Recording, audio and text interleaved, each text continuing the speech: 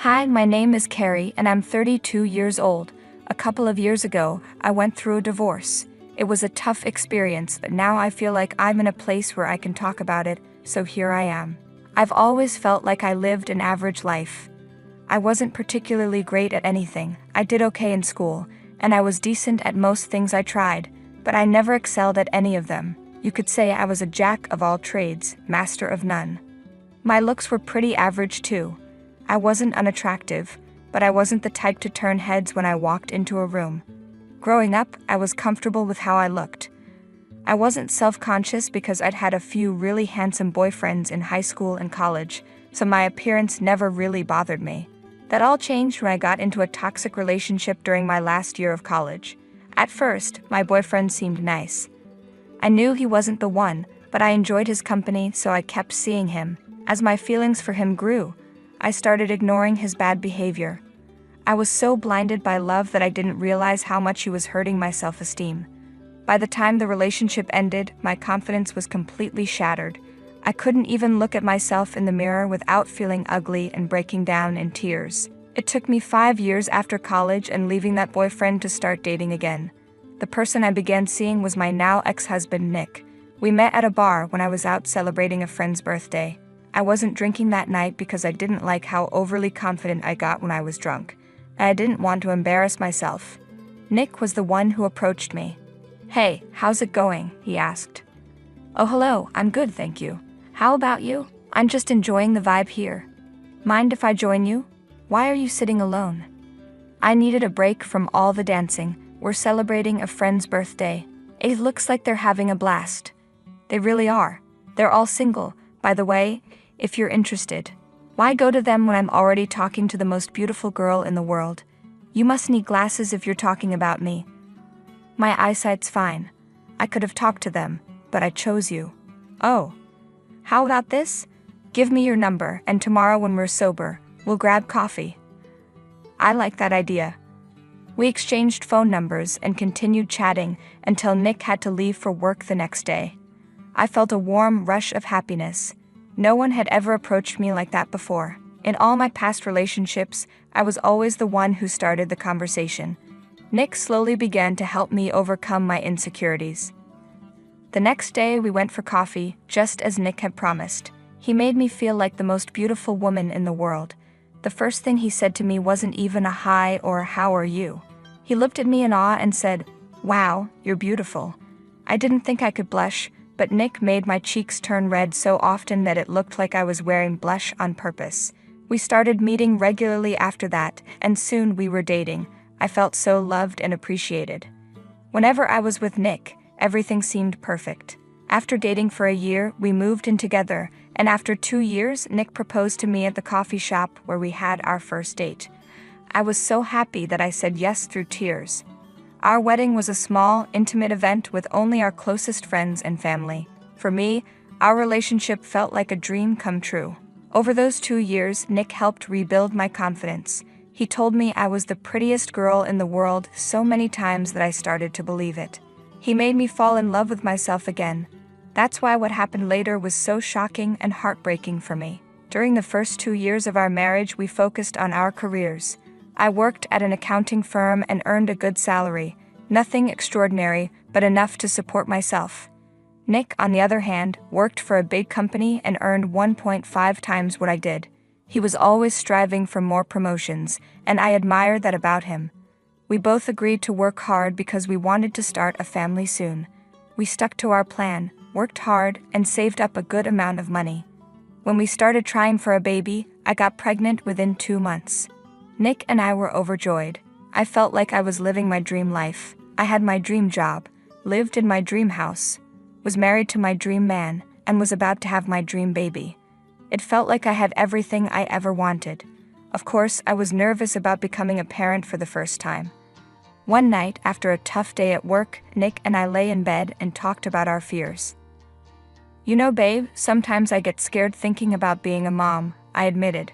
"It's just overwhelming to imagine being responsible for another life." "I feel the same way," Nick said. "The thought of accidentally hurting our child terrifies me. One small mistake could mess them up for life." Definitely, I agreed. But kids are resilient. They're not as delicate as we think, and being scared of messing up just shows that we'll be careful and make things right when we do make mistakes. You're right, Nick said. When I think back, my father was absent a lot. It left a void that nothing could fill. I don't want that for our child. You won't, I assured him. I'll be right there with you through everything. We'll learn and grow together, and I'll hold you accountable, just as I expect you to hold me. I promise to always be there with you, my love. How did I get so lucky with you? Nick asked. The feeling is mutual, babe, I replied. We're in this together no matter what. We'll be the best parents we can be. Even though I was terrified, knowing that Nick would be by my side comforted me greatly. I was certain that no matter what challenges came our way, he would be there for me. But I was so wrong. A couple of months after that conversation, I gave birth to a beautiful baby boy, and we named him Joe. The first few weeks with Joe were incredibly hard. He was a fussy baby who never slept at night. Nick and I took turns staying awake, and the lack of sleep started to wear us both down. We became cranky and irritable. To make matters worse, I was diagnosed with postpartum depression, PPD, so I struggled every day. I could barely get out of bed. Nick had to take care of most things: baby Joe, the household chores, and the cooking. I did what I could, but my mind felt like it was in a fog all the time. The only thing that seemed to help was lying in bed and crying. I tried to care for Joe when Nick was at work, but as soon as he got home, I would gladly hand Joe over to him. My PPD made it impossible for me to keep my job, so I had to resign and focus on coping with my illness. One day, after a tough day at work, Nick came home and lashed out at me. I couldn't get Joe to stop crying, and he said, "Why can't you do better as a mother? All you do is sit around." "What are you talking about?" I replied. "I'm fine with quitting my job, but I'm supposed to take care of Joe. If you can't even manage that, what's the point? You know I have postpartum depression," I cried. "How long will you use that as an excuse?" he snapped. "Do you think I'd lie about something this serious?" I asked. "Look at me. Do I seem like I'm enjoying any of this? Every day is a struggle, and it physically hurts not being able to care for Joe. I wish I could do more, but I can't." "I had a tough day at work too," Nick said, his tone softening. "My boss is pushing hard, and I'm on the edge, balancing it all, work and Joe. It's overwhelming." "I get it, babe," I said, trying to calm things down. "It's not easy. I'll try harder, do more, so you don't have to carry it all." No, I'll manage," Nick replied. "It's been 6 months since Joe's birth. I need to take my role seriously and support you. I don't want you to strain yourself. I'll handle things." "I want to do my part, babe," I said, "for Joe and for us. We're a team, right?" "Yeah, we are," Nick agreed. "We'll figure it out together." Even though I was terrified, knowing that Nick would be by my side comforted me greatly. I was certain that no matter what challenges came our way, he would be there for me, but I was so wrong. I started pushing myself to fight through the fog in my mind. I took care of everything around the house while looking after Joe. The only thing that comforted me was food, which is why I gained about 30 pounds. I didn't have the time or energy to work off all the food I was eating. I began to notice that Nick was spending less and less time at home. He still did his share of the responsibilities, but he was always working late. When he came home, he was too exhausted to talk to me or spend time with me. It hurt a lot because I was already struggling, and the one person who was supposed to be my support wasn't there for me. Every time I asked Nick why he was away so much, he said he was working towards a promotion for us. I just wanted one night with him, but he never seemed to want that. Even on weekends, he would lock himself in his office and work. Over time, I stopped asking and got used to his absence. One day, Nick surprised me by asking me to go with him to a work dinner. I was so excited that he was finally taking me out, so I went shopping and bought a nice dress. I got dressed up, dropped Joe off at my mom's place for the night, and expected a compliment from Nick, but Nick didn't say anything. I let it go, hoping the event would lift his spirits. At the dinner, I met a lot of Nick's colleagues, including his boss, Amelia. She wore a tight red gown that highlighted her figure and looked gorgeous. She approached us confidently with a pretty smile and greeted us with kisses on the cheek. "Hey, I'm Amelia." "Are you Nick's wife?" "Yes, I am. My name's Carrie." I thought so. I've heard so much about you. I hope most of it is good. Oh, definitely, you're quite the topic. Sorry for keeping Nick buried in work. I know he'd rather be with his pretty wife. Well, you better get him that promotion then. Oh, believe me, he's very close to getting one. That was good to hear, but the whole time, Nick just looked at the ground. He wouldn't talk to anyone when I was with him, but as soon as he left me to socialize on his own, he was open and laughing. It hurt. By the time the event ended, I was beyond upset, but I didn't bring it up because Nick didn't seem like he wanted to talk. When Joe turned a year old, he was a lot less fussy than when he was a newborn, so I had a little more free time. I decided to start looking for work, nothing too big, just something with flexible hours. After applying to a bunch of places, I finally got a job as a content writer. I was paid per article and could submit as many as I wanted, whenever I wanted. It was the perfect job. I excitedly told Nick about it that night at dinner, but he just grunted and gave me a half-hearted congrats. I didn't know why I expected him to be excited or happy for me. It hurt how little he cared, and I cried myself to sleep that night. After that, I kept myself busy with Joe, the chores, and my work. I began to feel better, and the fog started to lift, but there was still a huge hole in my heart that only Nick could fill. One morning, I missed him too much. After putting Joe to sleep, I walked into Nick's office. He wasn't home, but since he spent most of his time in that office, it had become his second room. I wanted to be close to him, so I sat in his office chair, closed my eyes, and took in his scent. When I opened my eyes, I looked at his desk and couldn't help my curiosity. I wanted to know what he did in his office all day. That's when I stumbled upon a manila file that looked out of place among the loose papers in the drawer. I picked it up and looked inside. To my absolute horror, I saw divorce papers. Nick had already signed them. The only space left blank was where I was supposed to sign. My heart shattered. I knew things weren't perfect between us, but I didn't think they were this bad. I still loved Nick, despite his absence. I thought he was just stressed about work and raising a child, but asking for a divorce was too much. I knew I had been difficult to deal with after giving birth to Joe, but I was really sick. There were many things I could have done differently, but at the same time, I felt like I couldn't have done anything. I sat in his office and cried for so long that when Nick came home, he looked surprised to see me sitting there. He saw the file on the table and realized that I had found out. "Nick, I need to know why," I said, my voice trembling. He looked down, avoiding my gaze, and quietly said, "Because I felt like the spark had faded." "Don't lie to me," I demanded. I thought if we were married, Nick would talk to me instead of just walking away. So I asked him, "Do you really want to tell me the truth?"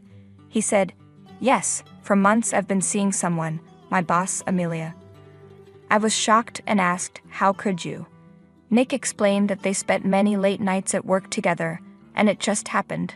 Plus, she was very attractive. I asked, "Why would you do this to me?" Nick responded, "Look at yourself. I could overlook being poor, but you're not attractive anymore. You're so fat and ugly. Pregnancy ruined you. I regret getting you pregnant." I was heartbroken and asked, "How can you regret your own son?" Nick coldly replied, "I'd rather have a hot wife than a son. Sign the papers, I'm marrying Amelia." I was furious and told him he was heartless. I thought he loved us, loved me. But he said, "Things change, Carrie." In that moment, something came over me. I went to our room, packed his things, threw his bag at him, and told him to get out. I also said I would contest the divorce. Without a word, Nick left. I cried the whole night, wondering how he could do this to me and Joe. My sadness turned to anger. I wondered if Nick and Amelia had been having an affair when I went to that business dinner party. Is that what she meant when she said he would get a promotion? I wanted to break something but instead took deep breaths, pulled out my laptop, and looked up Amelia. I found out she was married too. I didn't have proof, but I messaged her husband on Facebook, telling him what I found out. I hoped something would happen and that Nick and Amelia would face consequences. The next morning, I forced myself not to look at my phone and focused on taking care of Joe and working. I needed to earn money to afford a lawyer. In the afternoon, I had a visitor. Amelia's husband, Jerry. He looked like he hadn't slept. He awkwardly asked if he could come in, and I let him. We sat in the living room, and he asked how I was holding up. I said I was okay, just trying to wrap my head around everything. Jerry said, "Yeah, I know what you mean. This whole situation is a mess. So why did you come over?" He explained that after my text, he and Amelia had a massive fight. He came over partly to get out of his place and partly to suggest that we get revenge on them together. "Revenge?" I asked. Jerry explained. "They both hurt us deeply. Maybe we can give them a taste of their own medicine." I agree, saying, "Nick not only betrayed me, but he also hurt our son. I'm with you on that. They need to understand the pain they caused." So we started planning. Jerry knew people in high positions at Amelia and Nick's company. He was the one who recommended Amelia for the job in the first place. Meanwhile, we tried to collect evidence of the affair. Jerry had access to all of Amelia's messages because her phone was synced with their iPad. He also helped me get a great lawyer. The next few weeks were hectic. We went to court for the divorce. Thanks to my lawyer, who presented a strong case of neglect, I had the judge's favor. During the trial, Jerry and I moved to the next phase of our plan. He contacted his friends at the company and informed them of Amelia's misconduct. Within a few days, both Nick and Amelia were fired. With proof of Nick's neglect and his unemployment, I won the case and got full custody of Joe. I also got more than half of our marital assets, making me financially stable. Nick and Amelia found out what Jerry and I had done, and they tried to contact us, leaving messages and emails, but we ignored them. Jerry and I started hanging out a lot after this ordeal, bonding over our heartbreak and betrayal. Eventually, we realized we have feelings for each other. Nick's constant neglect made me lose my love for him, and his actions sealed the deal.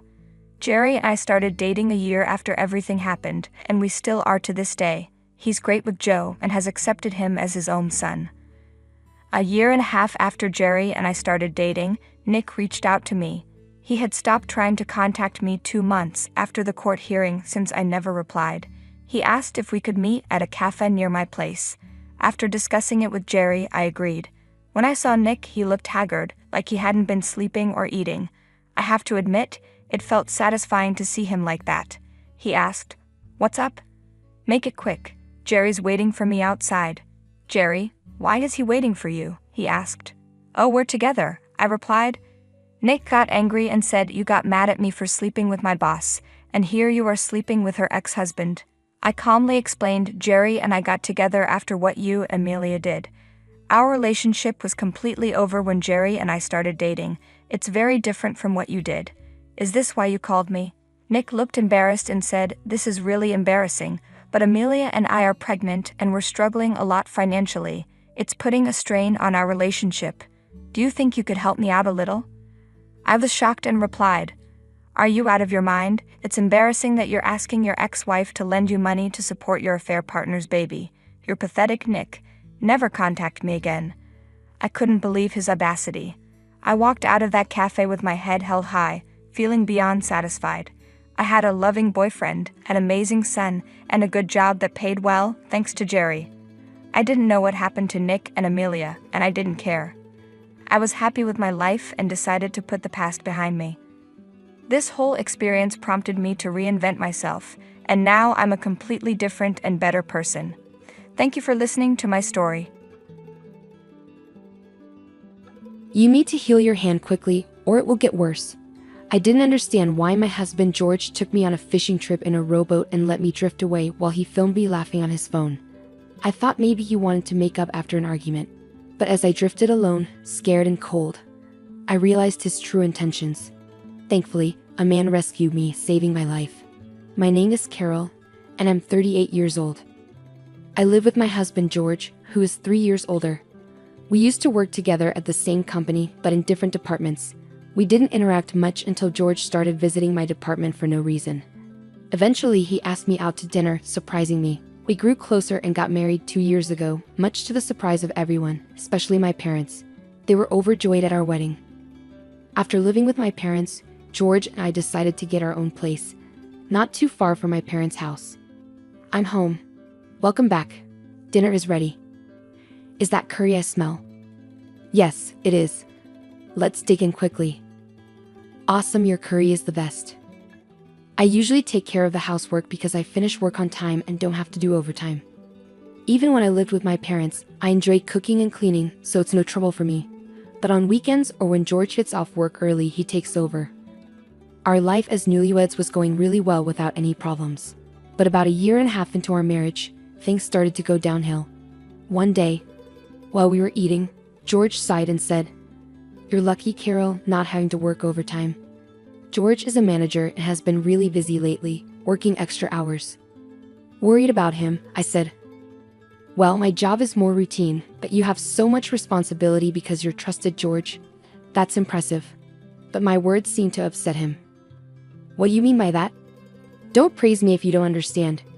We've had arguments before, but this was the first time I saw George so tired. Not knowing what else to say, I just said sorry, and George stormed off to his room without finishing dinner. I knew George was tired, so I didn't argue back, but I was surprised by his reaction. I heard his department was starting a new project, so I hoped things would get better once he wasn't so busy. But instead, our relationship got worse over the next few days. A week later, I had to stay late at work unexpectedly. I need to prepare some urgent documents by tomorrow, which might keep me at the office until after George gets back. Feeling a bit uneasy, I decided to text George just in case. "I had to do overtime at work today. George, if you're not working late, could you handle dinner? Or should we eat separately tonight? Sorry for any inconvenience." It had been a while since I reached out to George like this. Remembering our last argument, I added sorry to the end of the message. But all I got was a red receipt with no reply. When I got home, George was eating what looked like a meal from a convenience store, and he didn't respond when I said, "I'm home," showing he was in a bad mood. "Sorry about dinner, work kept me longer than expected." Trying to ease the tension, George interrupted me. "Do you think it's okay to work late when I come home this tired? Are you still upset about what I said earlier?" Trying to start a fight with good intentions? I was surprised by how quickly things escalated. I asked again, "So you think I'm pretending to work late just to bother you, or I'm not finishing my work because I'm lazy?" His words stung. I really have to stay late at work. This has happened before, you know. What's gotten into you? I couldn't bear George's accusatory tone any longer. I snapped back. "I work hard every day too. I shouldn't have to defend myself against these accusations." But George ignored my words. "I'm already stressed from work." I couldn't bear to have this tension at home, especially when I was exhausted myself. My true feelings slipped out, albeit quietly, but George noticed and didn't let it slide. "Then just quit your job," he suggested, leaving me speechless. "It's ridiculous for you, Carol, who can't even manage housework properly, to be working. After all, I'm the one paying for this apartment. You don't really need the money, do you?" His logic seemed completely off base. Feeling my frustration rise, I unintentionally raised my voice. "How can you say that? I do take care of the house, and except for the days I work late, I handle everything at home. But lately on weekends, the cleaning hasn't been up to par compared to when we first got married. Seeing dust in the corners of the floor frustrates me. I didn't know what else to do." I felt like I was about to burst into tears. "You'd have more time to focus on housework if you quit your job, and it would be easier for you too. I'll even talk to management for you," I replied. "I don't think we should be discussing this right now." I decided to pause the conversation to give it some thought. I enjoy my job and don't want to quit, but perhaps if I supported George as a full-time homemaker, we could go back to being the happy couple we used to be. It wouldn't be wise to make such a big decision hastily. Unable to bear the tension at home, I went outside. Realizing I hadn't bought dinner, I decided to bike to the supermarket near the subway station. Riding my bike in the cold night air, I couldn't stop thinking about our conversation. What went wrong? Suddenly, I heard a loud horn honking from behind me and bright headlights approached quickly. Instinctively, I stopped. The next thing I knew, I was lying under bright lights and a white ceiling. Opening my eyes, I saw my parents' faces in front of me, exclaiming, "She's awake." Next to them sat George, his expression unreadable. I couldn't move my arm, and my fingers felt numb. Both of my arms were wrapped in circular casts. "This means you ran a red light on your bike," the doctor explained. I remembered now. I was on my way to the supermarket when the accident happened, but I couldn't recall if the light was red or green when I crossed. The driver was shocked too, but called an ambulance for me. The gravity of what I had done hit me, and I suddenly felt even worse. "But why are Mom and Dad here?" George was contacted first, and then he informed them. George gave a forced smile to my parents. Understandably, after what had happened, it was awkward for me too. I'm really glad George was there for you, my parents thanked George, who responded with a polite, no problem, but his forced smile didn't seem sincere. I ended up spending the night in the hospital due to the lateness of the hour. However, after undergoing various tests the next morning that showed no issues, I was discharged the following day. The doctor instructed me to rest and avoid water-related chores and housework because the casts couldn't be removed. When I got home, which happened to be on my day off, I found George lounging on the sofa with a smug look. You really messed up running that red light, but now you have no choice but to quit your job, he said without showing any concern. George lay there, staring at me mockingly. I felt powerless to respond, and to be honest, he was right. With casts on both hands, I couldn't even type properly on a computer.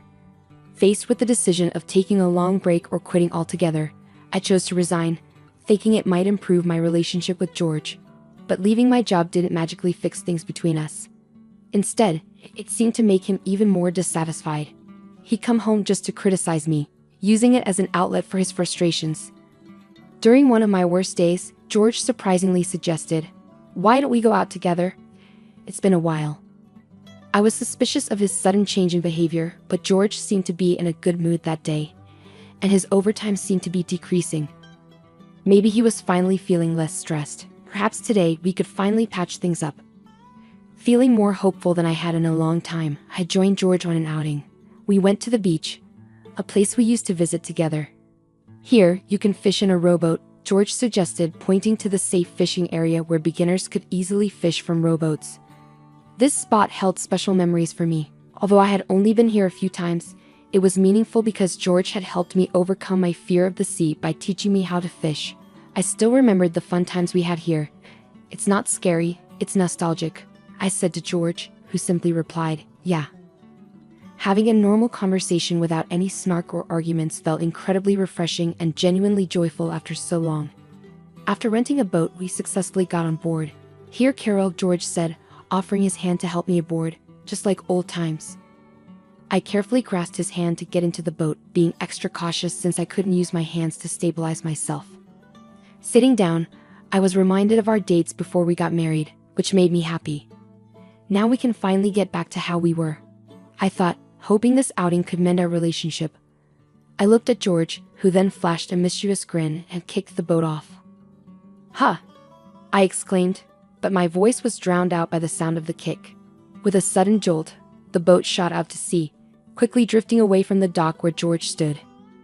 Even though I wasn't rowing, George took out his phone and filmed me, laughing and taunting, "You better heal that hand fast, or it's going to be bad." In that moment, I realized I had been tricked. I blamed myself. I had thought that if George's workload decreased and I did the housework perfectly, we could reconcile. But I was wrong. This was George's true nature. Realizing this, I felt frustrated, ashamed, and sad, and tears started flowing. Sniffling and breathing in the sea breeze, I felt the fear of being alone at sea overwhelm me. I just wanted to go home. As I sat there, eyes closed, trying to push through the fear, a man's voice startled me. "Are you okay? You're about to drift out of the safe area, and are those casts on your arms?" There was a man, likely a father, and a boy who looked a lot like him, but when our eyes met, the man exclaimed, "Oh, aren't you Carol?" with a gentle voice. I remembered him. He was Matt, George's colleague who had come to our wedding. That meant the boy next to him must be his son, Mark, who had grown a lot since our wedding. I didn't notice. "What happened to you in that state? Weren't you in a bicycle accident?" Matt asked, clearly confused. "Yes, I was, and now I'm stuck here, unable to row. All because George put me on this boat," I explained. Matt seemed taken aback, understandably so. Being put on a boat by one's husband and left adrift at sea sounded like something out of a drama.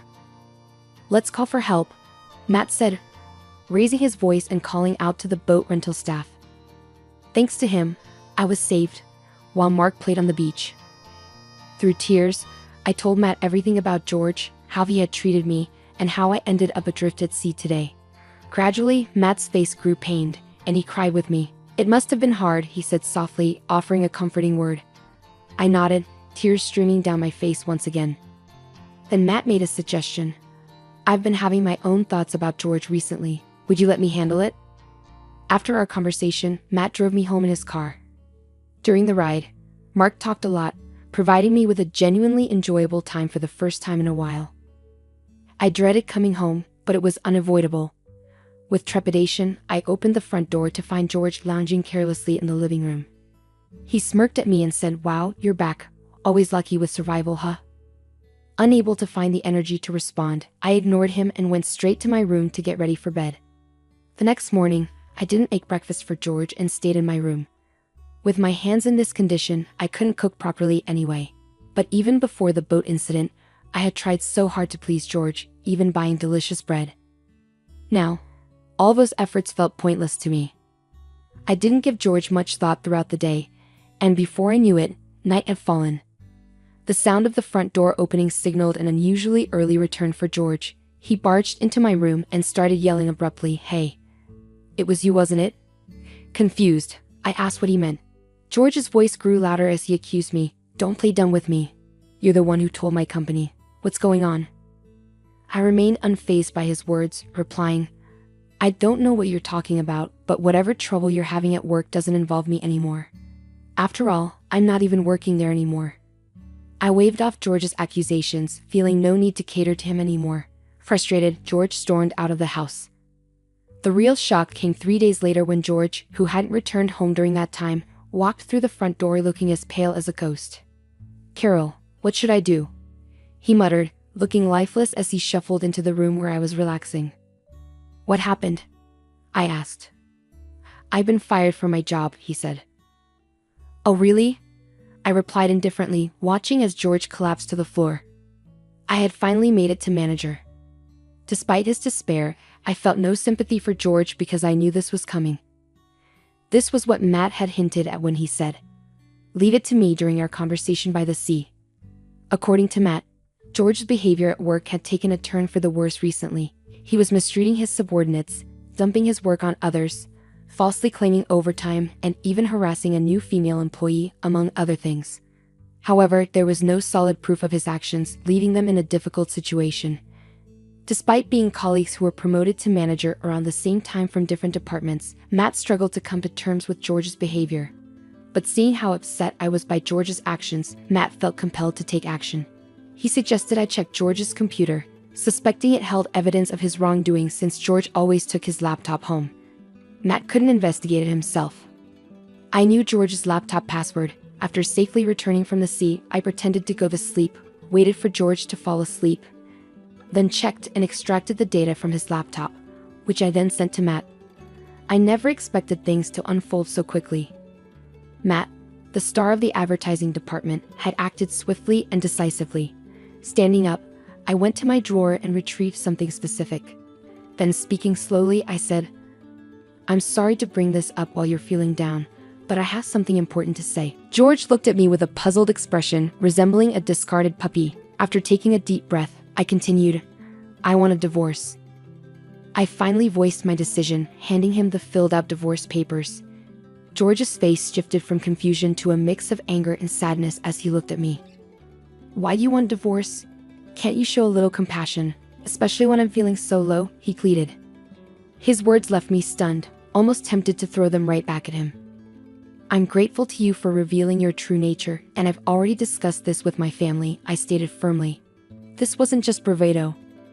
After my ordeal at sea, I had indeed gone back home and talked with my parents. That night, Matt messaged me saying, "George might come crying to you in about 3 days. It's up to you, Carol, what to do next."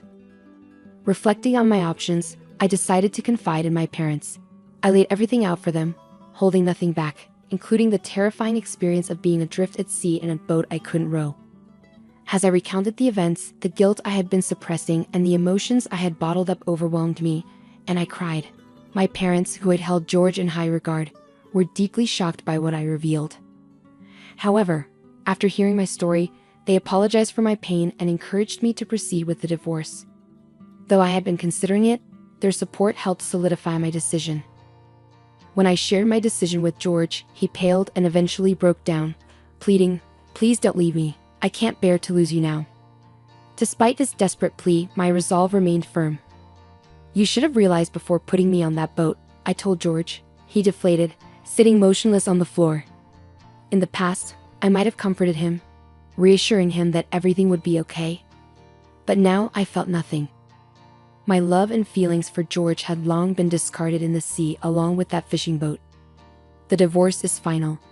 I won't be your convenience anymore," I declared firmly, my pent-up frustration fueling my words. With that, I left George behind, motionless on the floor. I grabbed a backpack with just a few belongings I had packed the night before and left the house. The night air was cool and I felt refreshingly clear-headed as I made my way back to my parents' home. Despite George's continued pleas to stay together, I proceeded with the divorce through a lawyer recommended by my father. In just a few days, George lost everything, sinking into depression and eventually returning to his parents' house, where even his mother seemed to have lost patience with him. His mother was entirely on my side, repeatedly apologizing for her son's foolishness. I didn't have much affection for George, but I had a soft spot for his mother, which made the situation unfortunate. I've heard he's now unemployed, staying at his parents' home. It's sad to see how he could be so harsh to others yet unable to handle adversity himself. After successfully ending our relationship and receiving support throughout the process, I expressed my gratitude to Matt. Once my arms healed, I returned to work and realized how much I actually enjoyed it. I used to spend each day accommodating George, but now I cherish doing what I love, immersing myself in my work and feeling fulfilled every day. I'm eager to start anew, valuing myself and navigating life with care. I really thought Mom had a lot of money saved up. I mentioned it before, right? It's time to kick her out. Why keep a jobless person here? I've been living here for 3 months, and my son and his wife used up all my savings. They treated me badly. I had enough, so I left quietly. Then, my son called me. "Mom, what's happening?" Tony sounded worried on the phone. Around that time, something I did became big news across the United States. I'm Sarah, and I'm 70 years old. I lived in France for a while, but I got sick, so I came back to the States. My old apartment was gone, so I asked my son and his wife if I could stay with them for a bit. Tony, my only son, is 44 and works in an office. He and his wife, Alice, don't have kids, and they live quietly. We lost touch while I was away, but I decided to reconnect, and Tony seemed happy to hear from me. I explained my situation and asked if I could stay for a while. Tony agreed, though he seemed unsure. It felt awkward to rely on them, but the happiness of being with family again outweighed my doubts. With a mix of nerves and happiness, I took a taxi from the airport to their house. When I got there, Tony and Alice greeted me at the door. Tony seemed glad to see me, but Alice looked upset. I plan to stay here for a few months. My stuff will arrive later, I said, leaving my carry-on bag and heading to the living room. We talked about our lives, jobs, and my time in France. When Tony asked why I moved there, I just said, I wanted to enjoy the French countryside as I get older. Tony laughed, but Alice stayed unhappy. We also talked about my health issues. I've been dizzy a lot, and might have Meniere's disease. Sometimes I can't stand and feel sick when it happens. I don't feel safe living alone, so I want to stay with them until I feel better. After our chat, I went to get my stuff for my carry-on. As I organized it in the hallway, I heard Tony and Alice talking.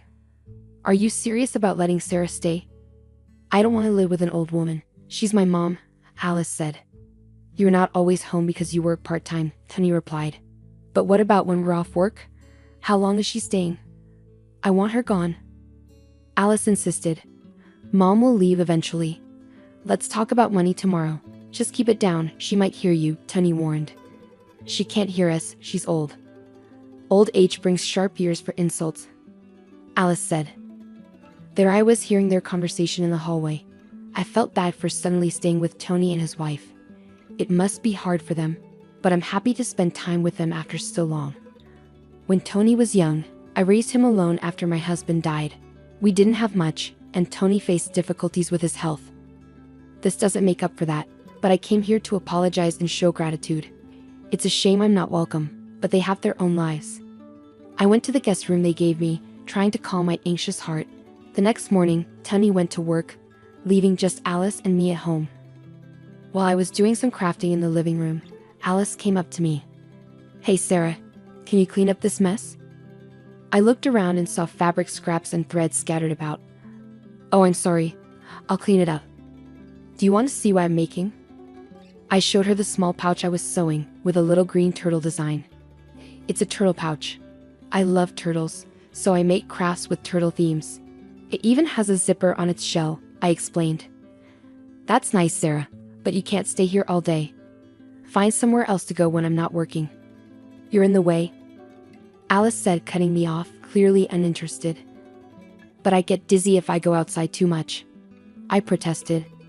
I'll drive you to the nearby community center to stay during the day. I have things to do at home, Alice said firmly, without room for discussion. She added, and while you're here, help with the chores. You're not just here to relax. Since we're letting you stay, do some cleaning and laundry instead of crafting. Stunned, I finally replied, okay, and slowly got up from the armchair. Despite feeling dizzy and sore, I ended up doing all the housework. Alice and Tony treated me like a housekeeper, and it seemed like Alice hadn't been keeping up with chores before I arrived. That night, when Tony got home, he asked, Mom, did you bring your banking card? He spoke with a smile. I don't mind you living with us, but life costs money. Could you chip in? I looked at Tony, nodded, and stood up. I took out my banking card from my handmade pouch and handed it to him. He checked it quickly, and his face tightened. Wait, Mom, is this all you have saved? Any other accounts? I replied, that's all I have. I don't need much at my age. No chronic illnesses or anything. I smiled as the conversation continued, but Tony's expression darkened. This isn't enough money, not even $10,000. You said you were living well abroad, so I assumed. Tony kept pressing me, asking if I had more money. When I said no, he sighed and slumped his shoulders.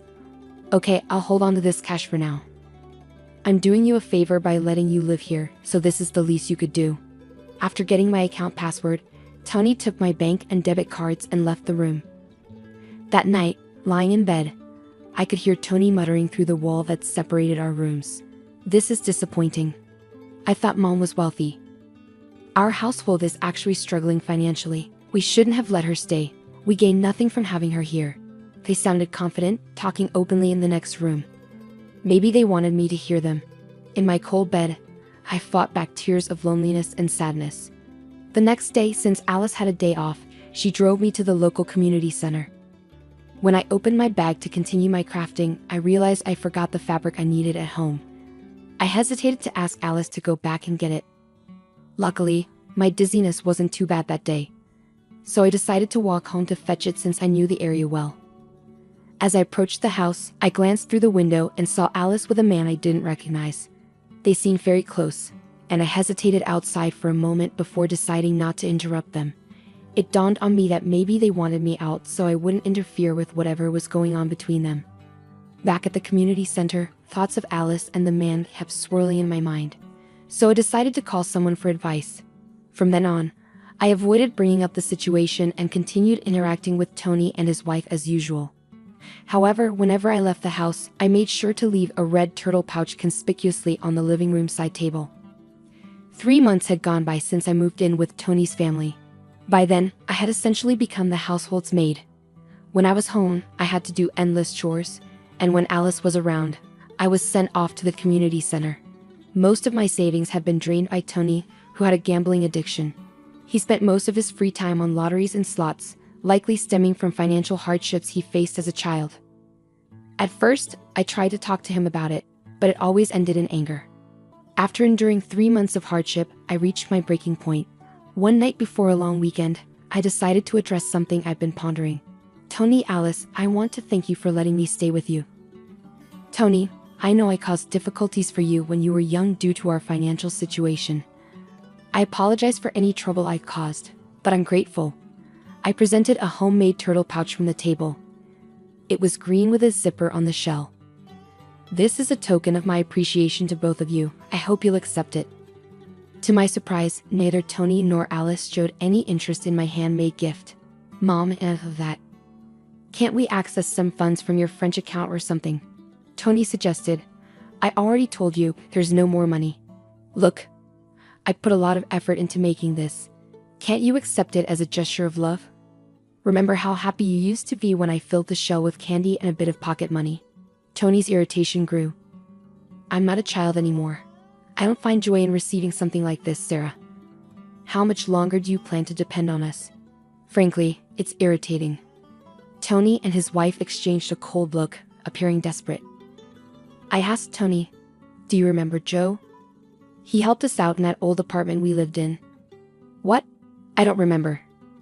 Stop bringing up old stories, Tony replied sharply. A heavy silence settled between us as I held onto the turtle pouch tightly, feeling the paper inside. The next day, Tony and his wife went on vacation, leaving me behind. After our conversation the previous night, I had already planned to leave the house. I quickly packed my bags with the arranged carrier and sent them off to my home in France. I made sure to include the red turtle pouch in my carry-on bag. Leaving a brief note of gratitude and farewell on the table, I walked out of the house where I had stayed for 3 months. After leaving the house, I didn't immediately return home. Instead, I stayed in a hotel in the US for a while. I had matters to attend to, and I figured Tony and his wife would reach out to me eventually. True to my expectations, about 2 weeks later, Tony called. Mom, what's the deal with the turtle pouch? It's yours, right? Tony's voice sounded frantic over the phone. Oh, you noticed? I replied calmly. I wasn't surprised when I saw the news on TV about the turtle-shaped pouch. Inside it was a check for $1 million. It was my way of expressing gratitude for all they'd done and apologizing for any trouble I caused them when Tony was young. Some might think it shallow to make amends with money. But I had dreamed of this day for over 40 years, saving up bit by bit. Before meeting Tony after so long, I did some research and discovered he was in debt. He had tried to clear his gambling debts by gambling more, only to sink deeper. Despite having a steady job, he couldn't break free from the cycle. I simply wanted him to pay off his debts and find peace. However, they refused my gesture, forgetting the kindness they had once shown my family. So I decided to split the $1 million check into smaller amounts and donate it to charities and welfare organizations across America. I placed the donations in the handmade turtle pouch and sent them anonymously. The turtle pouch became a sensation, making headlines and trending on social media. Alice, isn't that the turtle pouch? Someone commented online. Yeah, looks like it, another remarked. Yes, that's the one. I was planning to give them filled with money too, I replied. I see. Well, he could have just told us. We would have accepted it. If you didn't want my feelings, then you don't need my money either. Tony's voice was angry over the phone. It's my money. How dare you deceive me? Give it back, he demanded. I couldn't bear to listen to Tony's anger any longer, so I pulled the phone away from my ear. After a moment, I spoke. All right, calm down. You're giving me a headache. There's one more turtle. And if you really want it, it's yours. Tony eventually settled down and insisted on having the turtle. We agreed to meet later at a cafe. On the appointed day, I brought the last red turtle in an envelope to our meeting spot. Tony and his wife were already there, demanding the money before I even sat down. When I silently pulled out the red turtle, Tony snatched it immediately, unzipping its shell. But instead of finding a check, he found a small electronic device.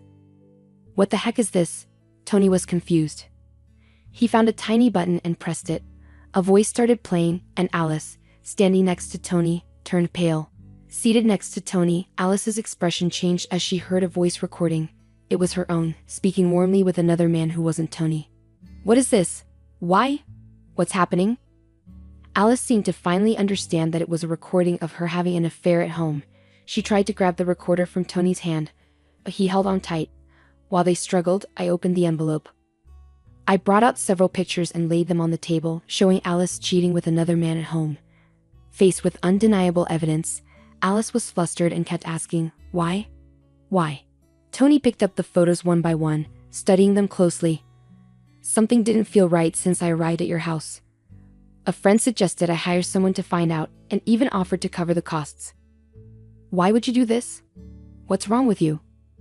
Alice's voice trembled. Well, you're my son's wife. It's heartbreaking to think family would deceive each other. Maybe you'll understand when you're older. Fate brought me here to uncover your infidelity, Alice.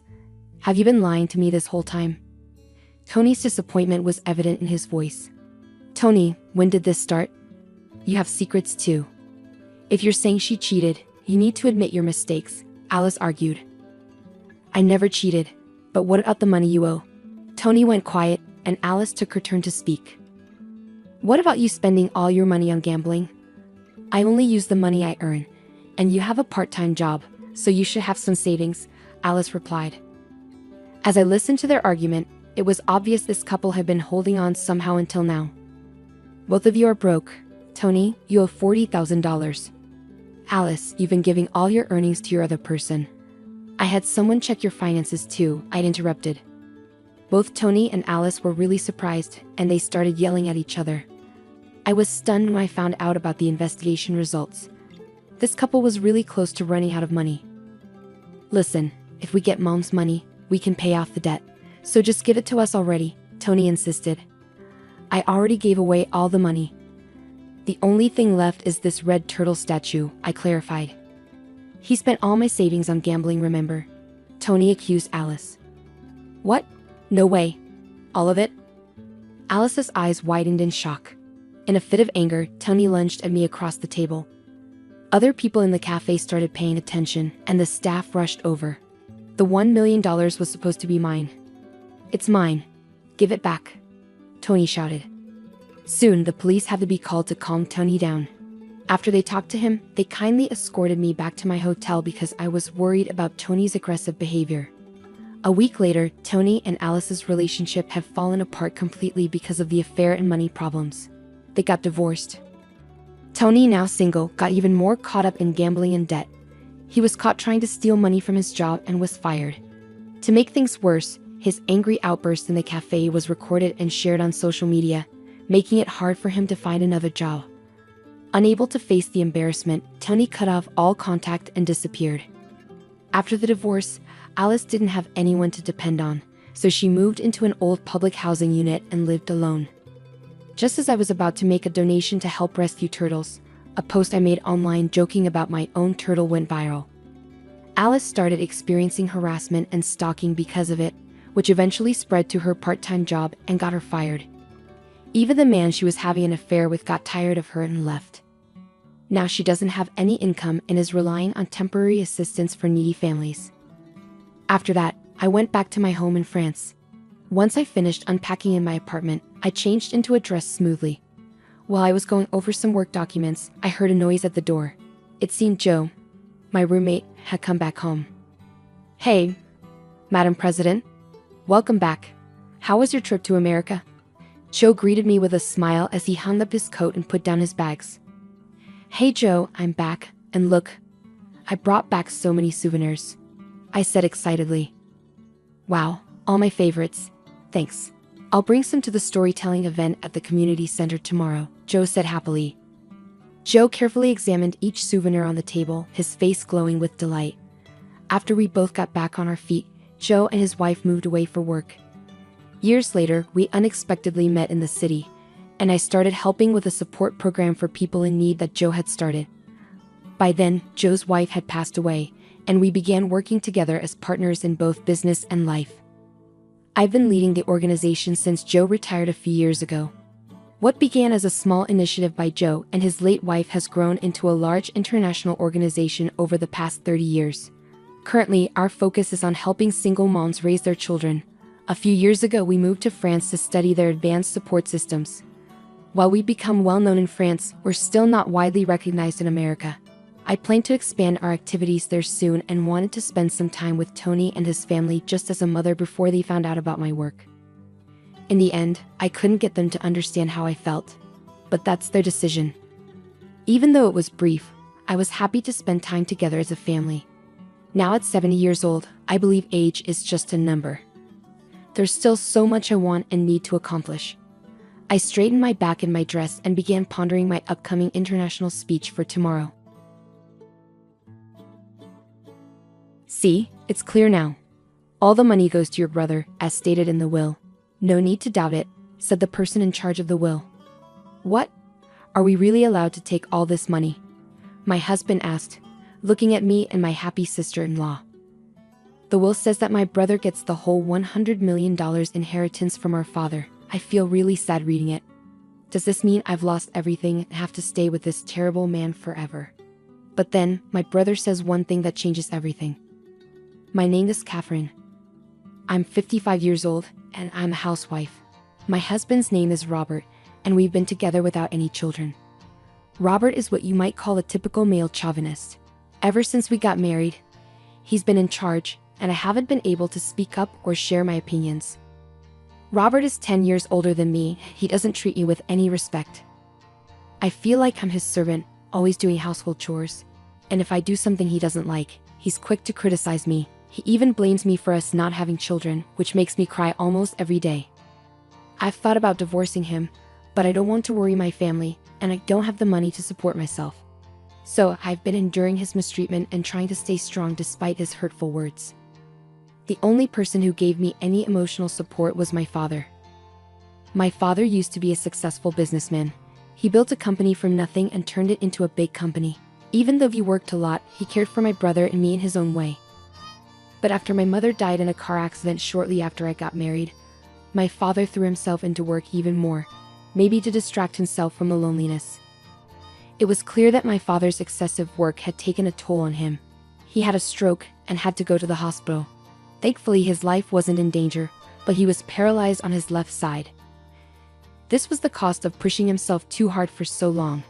I managed to convince him to retire. I was worried about him being alone, so I convinced my husband, and we moved in with my father.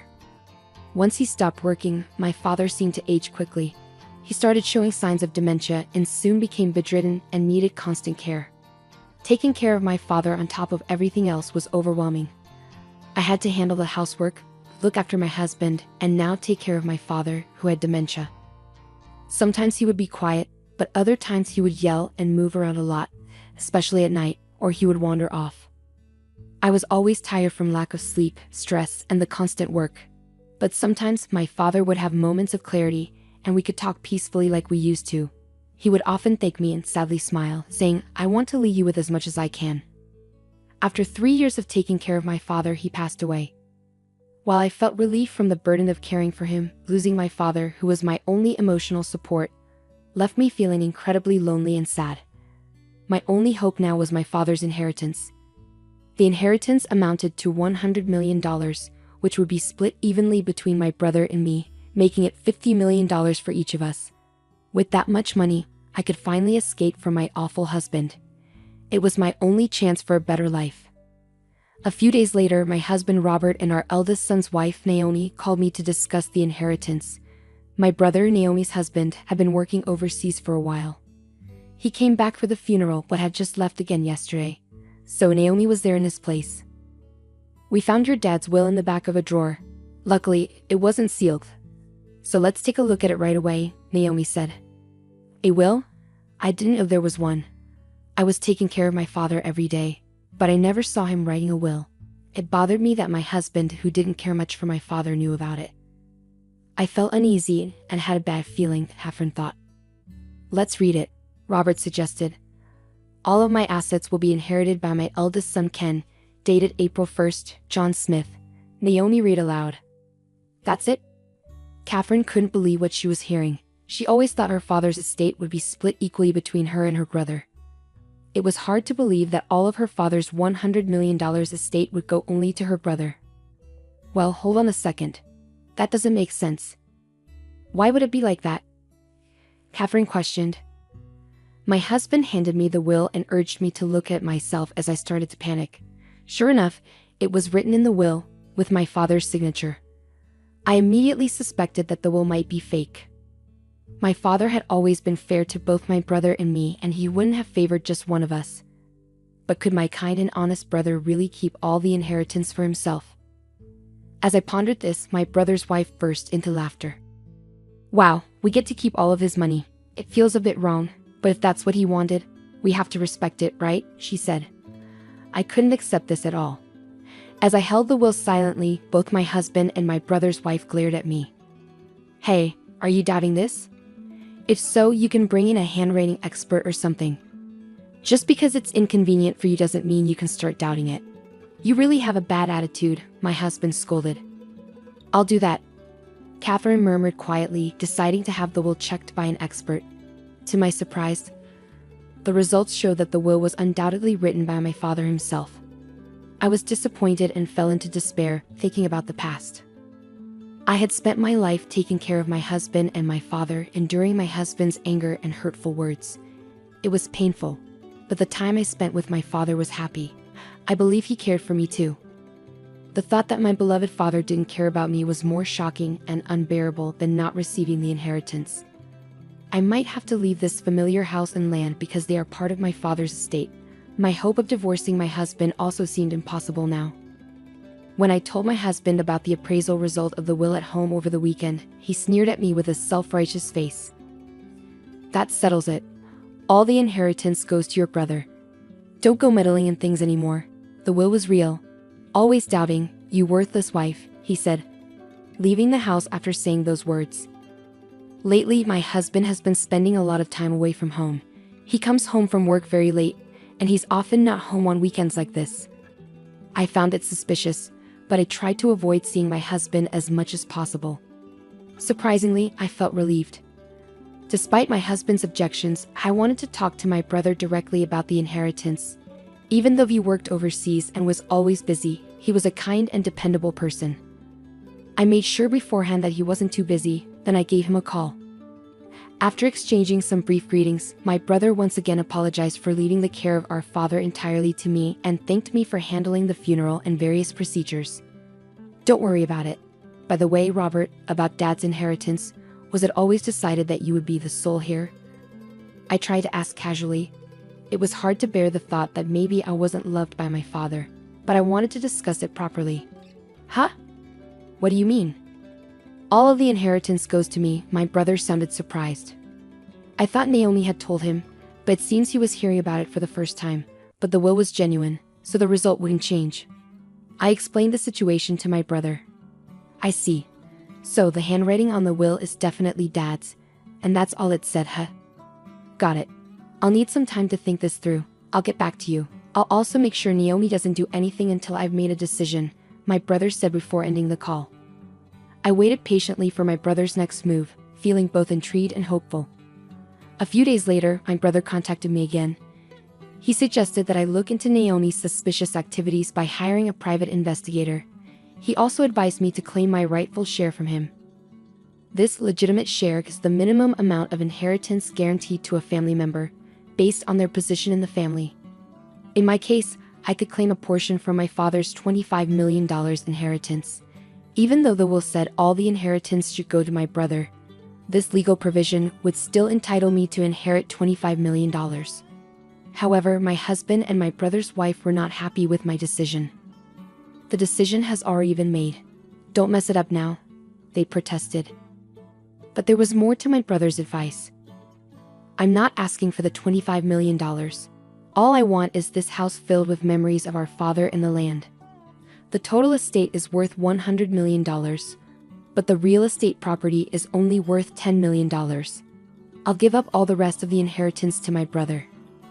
Still, the two of them continued to argue. If this continues to escalate, my brother has instructed me to hire a lawyer to join the discussion. If it comes to that, I'm sure I'll inherit $25 million exactly, I asserted confidently. My husband and Naomi fell silent. Eventually, it seemed like they realized it was more beneficial to settle for the $10 million worth of real estate. We finally reached an agreement on how to divide the inheritance. A few days later, I received the results of an investigation I had requested about Naomi from a private investigator. I immediately contacted my brother.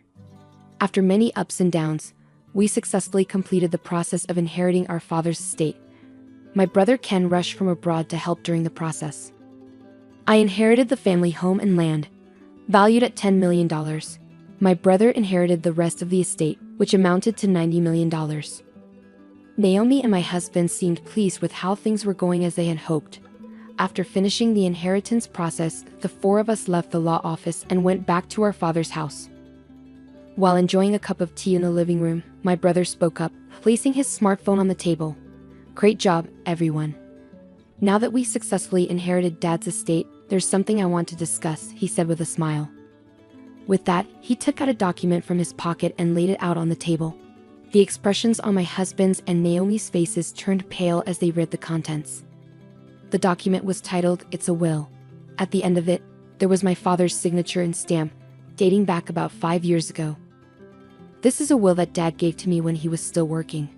It was made with 2 witnesses at a notary office, so it's legally valid, my brother explained. He continued, saying that our father had prepared it before he had a stroke. With his wife already passed away, he wanted to ensure his children would be taken care of if anything happened to him. The will stated that 1/4 of the total estate was to go to Ken, who already had a significant amount of wealth, and 3/4 to Catherine, the housewife. My brother gently held the will, explaining that our father had been clear about not changing it. He had stated in the will that any changes must have a reason stated, otherwise they would be considered invalid. It seemed our father, knowing the size of his estate, had prepared early to avoid any family conflicts.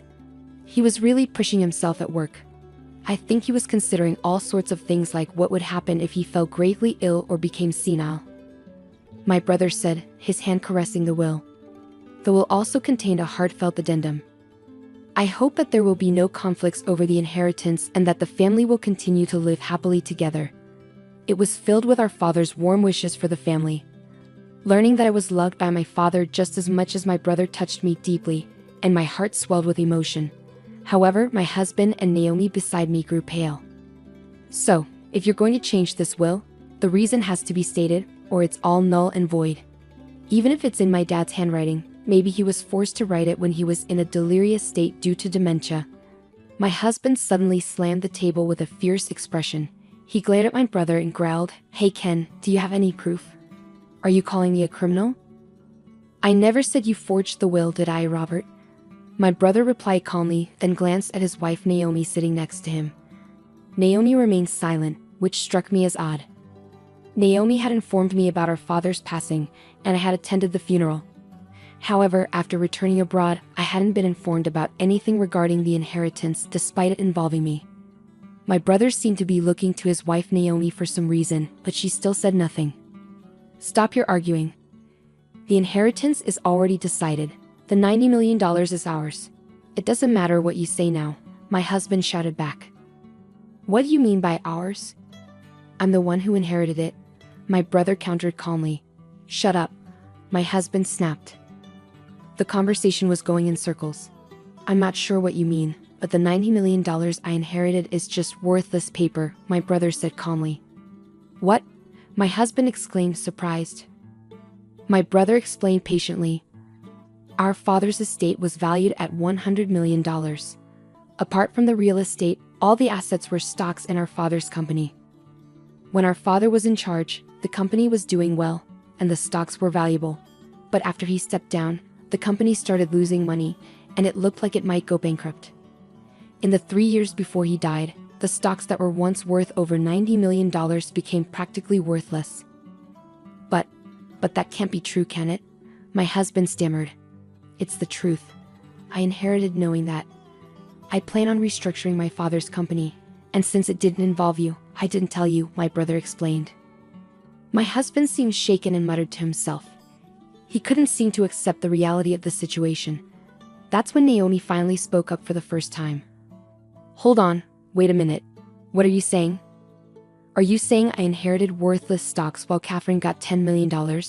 That's not fair," Naomi exclaimed loudly. Beside Naomi's outburst, my brother sighed. "Naomi, I inherited our father's estate. You weren't at a disadvantage in any way. Why are you so upset?" But I thought we were getting all of that $100 million. I had plans for it." My husband glared sharply at the flustered Naomi. "So you and Robert were plotting to get all of our father's money, and while doing that, you were having an affair, weren't you?" my brother accused.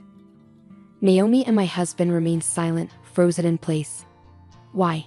Naomi muttered hoarsely. My brother glanced at her before continuing. "After our phone call, I started suspecting Naomi. Why didn't she talk to me about the inheritance? Why had her interactions with me been so brief lately, and why had she started ignoring my calls? I thought something was fishy, and when I saw her pictures on social media, I knew she was cheating on me. And soon, I'll be getting a lot of money. I'll be living like a famous person. I've been discussing with my girlfriend how we'll spend it. She said we'll have a blast when we get the money. I'm thrilled. But Naomi, I don't recall talking about this with you. I wonder who this girlfriend is. No, wait. You're misunderstanding, Naomi interrupted. Ignoring his confused wife, my brother brought out a bait envelope. He took some photos out and placed them next to the will. They showed Naomi and Robert going into a hotel together, looking very close. It was obvious they were in a tight relationship. I've been overseas, you know. I hired a private investigator to look into things because I was curious about your girlfriend, my brother said, showing the solid proof. Naomi started trembling. Looking at Naomi's affair partner, my husband, I noticed he was furious, completely red-faced, which was quite different from the pale Naomi. Curse you, poking around like some creep. What's all this nonsense about your silly will in these photos? It's absurd. My husband exploded. Stop. Suddenly, Naomi raised her voice. She approached my brother with a fake charm, like a bad actor. Hey, you're mistaken. It's all a mix-up. It's all Robert's fault. He convinced me that if I went along with him, I'd get all of your dad's money. Hey, wouldn't you want to get $100 million? I thought it was for your own good. My husband, who felt deeply hurt, stared at Naomi in shock. This photo, we were just fooling around. You were always away, and I felt lonely. But you're also to blame, right? Please forgive me. The $90 million is off the table now. Let's take the $10 million from Catherine's property. Did you fake the will? I asked. Huh? No way. Robert did it. He said it was simple and had it written by your dad. Look, it's not my fault, Naomi explained. When the truth of the fake will came out, my husband got furious and tried to attack Naomi, but my brother stepped in quickly. You jerks. You've got nothing on me. You'll pay for this in hell. My husband yelled, kicking a chair. While he raged, my brother calmly watched and casually took out his phone. Oh, looks like my phone was recording the whole time since we got home. I forgot to turn it off. My husband went pale and fell silent. By the way, I didn't mention it earlier, but this room has security cameras that record everything. I installed them because of Dad's bad memory, just in case something happened, my brother added. In the quiet room, only my brother kept speaking. Forging a will is a serious crime. Your earlier threat could get you in legal trouble. There's a police station nearby, and they'd be here soon if we report it. But since the inheritance matter is settled now, and if you promise not to touch Catherine's things again, maybe we don't need to involve the police. What do you say? While saying this, my brother began using his phone. I might as well send this recording to my computer overseas. After silently watching everything, I pulled a document from my bag and handed it to my husband. Robert, I want a divorce. Wait, hold on. Think about this. I'm sorry. We've been together for so long, haven't we? Who do you think has been providing for you all this time? My husband pleaded. I've had it. No more excuses. Either agree to the divorce or I'm calling the police, I said firmly, gripping my smartphone tightly with a determined expression. Robert slumped his shoulders and nodded. Naomi, it's over between us. You were planning to take the money and be with Ken, weren't you? I heard your conversations with him from a private investigator, I accused. Naomi hung her head, covering her face with her hands. After our divorces, my brother and I went our separate ways. Robert moved out of the house, thinking he had secured a significant inheritance, only to find out it was worthless. Naomi revealed the truth about the forged will, and everything that unfolded in the living room was captured on camera. Robert must have been furious, but he was powerless. The surveillance camera, initially installed for my father's care, also documented evidence of Robert's emotional abuse. Even if I had inherited my father's assets, I planned to use them as evidence in a divorce trial if Robert resisted. When I shared this with my brother, he suggested we utilize the camera too. After the divorce, rumors of Robert's affairs spread at his workplace, leading to him losing his job. His colleagues had seen him frequenting hotels with a woman who wasn't his wife. With his parents gone and now jobless and homeless, Robert vanished. While I had sought a portion of his assets, I wanted nothing more to do with him, especially after inheriting some wealth. Naomi, the woman Robert cheated with, faced the same downfall as him. Despite pleading, I don't want us to end. Please don't leave me. During the divorce proceedings with my brother Ken, the divorce was finalized when solid evidence was presented during mediation. Naomi had been spending recklessly while Robert was absent, but she was stuck with the bills, leaving her with nothing. Since she hadn't been working and had no home to go back to like Robert, she's now struggling to get by in a rundown public housing project, relying on welfare. Meanwhile, my brother Ken continues to work overseas, but he's selling the house he shared with Naomi and will be moving in with me into our father's house. With Ken's financial help, my life has become more stable, and I've been able to live comfortably. The value of the land left by my father has been steadily increasing, now worth over $100 million. Free from the responsibilities of caring for my dad and the emotional abuse from my ex-husband, I'm finally living a peaceful life, with time for myself. Alone in a spacious house, I started to think about how to make the most of it.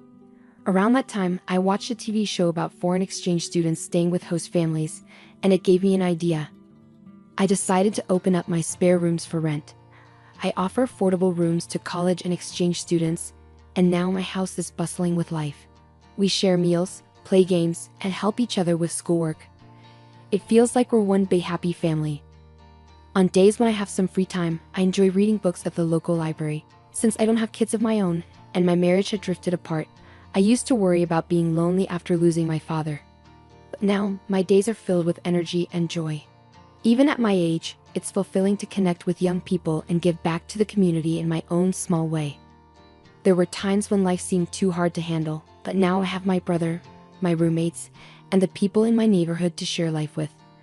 Every day is filled with contentment and happiness. I'm grateful for the simple joy I've found. A funeral dress with a skirt that's too revealing makes me angry. It seems like you're trying to attract men by wearing it. I'm tired of my husband's unfair thoughts. I want a divorce. I'm leaving this house. My name is Kate, and I'm 40 years old.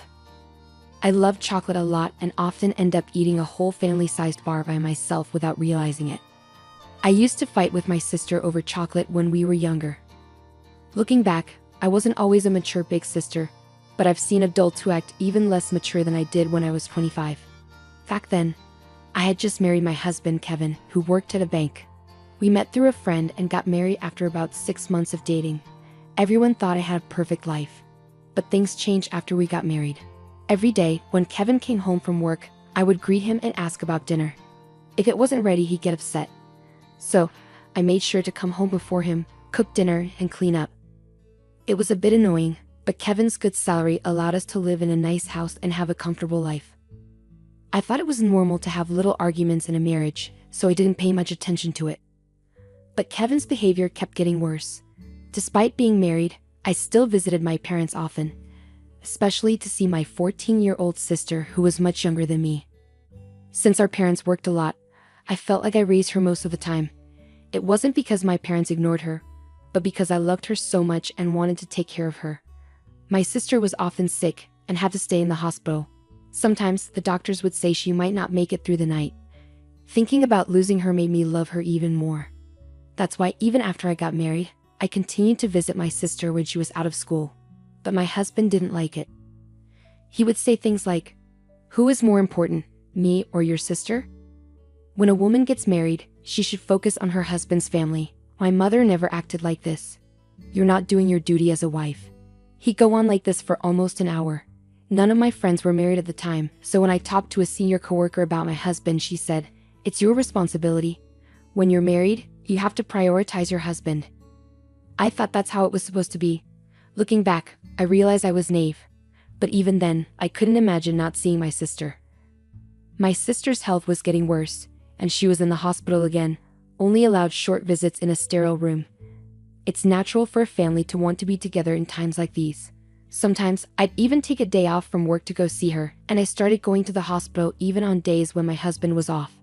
But my husband strongly disagreed with this. One day, out of the blue, he invited his mother, my mother-in-law, over to our house. With her there, he confronted me. "What are you even thinking?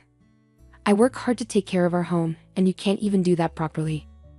You're just hopeless. I've told you so many times not to wear skirts, yet you still do. It's inappropriate for a married woman to wear a skirt. What's the problem with me wearing the clothes I like? And this dress was chosen by my sister. I can't just give up on it." See, there you go again, always bringing up your sister Kate. You should be caring more about me. After all, who do you think supports you? Hey, I work too. You can't just claim you're the only one providing. This argument isn't getting us anywhere. Listen, I've already called your workplace and told them you're quitting. You should be thankful. From now on, your focus will be on taking care of the house. What are you talking about? You can't make decisions like this without asking me first. I'm not going to listen to you. Starting today, you're going to live with my mom. Maybe then you'll learn how to be a proper wife. I don't understand what's gotten into you. You're acting irrationally. Shut up. The angry husband smashed a glass on the floor and continued to throw things around in his rage. Seeing the broken glass made me truly scared of my husband for the first time. I regretted marrying him, wondering how I ended up with someone like him. Later, I tried to cancel my resignation with my company, but they told me not to cause any trouble. It turned out my husband had demanded my resignation in a way that was almost abusive, so I lost my job and had to stay at home as my husband wanted.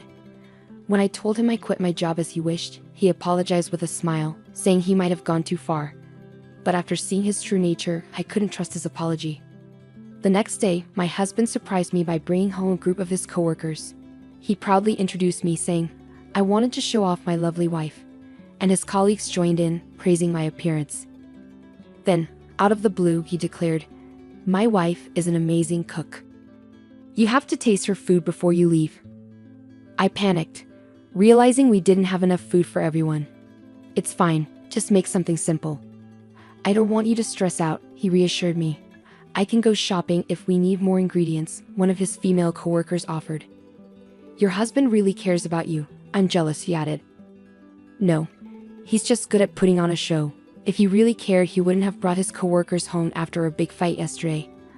I thought bitterly to myself as I started cooking with my mother-in-law. After about 3 hours of eating and drinking, his coworkers finally left. "Hi, you." "What?" I instinctively replied, feeling nervous about what might happen next, given his grumpy mood. I was anxious, afraid he might explode like the day before. "Can't you be a bit happier? Seems like I'm not teaching my wife properly," he criticized. I couldn't understand what I did wrong, but I didn't dare to argue. I was too scared. "I'm sorry," I mumbled, feeling defeated. "Even a child can apologize," he scoffed. "Mom, give her a score for today." He turned to his mother for backup. "Well, she's not doing a good job supporting her husband, is she?" "I can't give her any score," his mother replied. "Haha, see, even my mom agrees. She can't even give you a score. How funny is that?" My husband laughed and lightly tapped me. "And about the meal, I tasted a bit. But didn't Kevin find it unsatisfactory?" he continued. "That's right, Mom. Keep it coming. And what about her clothes?" "There were men among the colleagues, but she's showing too much skin. What do you think?" "As a woman, it's indecent to expose your collarbone. She should cover it with a scarf or turtleneck," he added. Whose fault is it that his colleagues suddenly invaded our house and I had to cook without even having time to change my clothes? I retorted. "It's Kevin's," I concluded. I couldn't understand why I was constantly being criticized so harshly. She really is something, isn't she? Despite my efforts to teach her every day, she just doesn't seem to learn. Maybe she's just not very smart, my husband remarked. "No doubt about it," his mother agreed.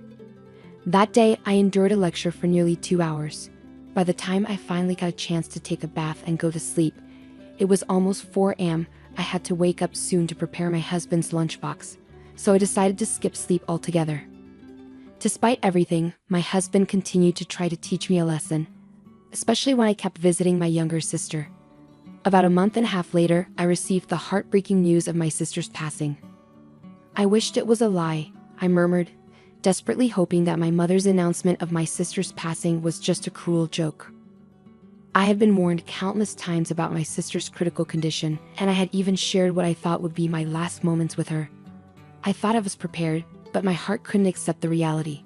She was only 14 years old. I questioned whether my sister, who endured painful treatments and constant hospital stays, had truly found happiness in her life. As her older sister, had I been able to bring her joy? However, the last expression I saw on her face in the hospital was a smile. It seemed she hadn't suffered. "You fought bravely and you did your best. Thank you for everything," I whispered through tears as I hugged my sister and bid her a final farewell. The funeral passed in a blur, and I realized I hadn't been home for several days. I informed my husband about my sister's passing, but as expected, he didn't bother to attend the funeral. Instead, he said something hurtful like, "You should prioritize me over the dead." Unable to bear such cruel words at such a time of grief, I ignored him and hung up the phone. When I finally returned home, weighed down by sorrow, my husband and mother-in-law were waiting for me at the door, looking stern and unwelcoming. "You're quite late, aren't you?" my husband remarked. "A family member has passed away. I couldn't just come back in a few hours. How can you accuse me of lying so easily?" I replied, feeling hurt and frustrated. "What? Are you going through a rebellious phase? Always lying and defying me. Whose wife do you think you are?" he retorted. "Wait a minute, my sister really did die. It's not a lie," I insisted. I wonder. Even though you haven't greeted me at the door in days, even if you're wearing a skirted suit now, it's hard to believe you," he replied dismissively. "Why is it hard to believe?" I asked, confused and upset.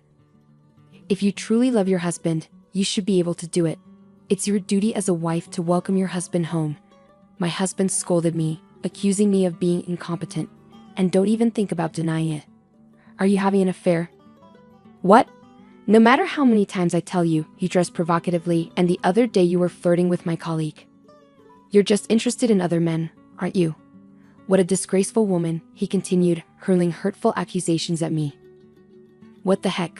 I started to argue back, fueled by anger and forgetting my fear of my husband. But then it happened. "Divorce, huh?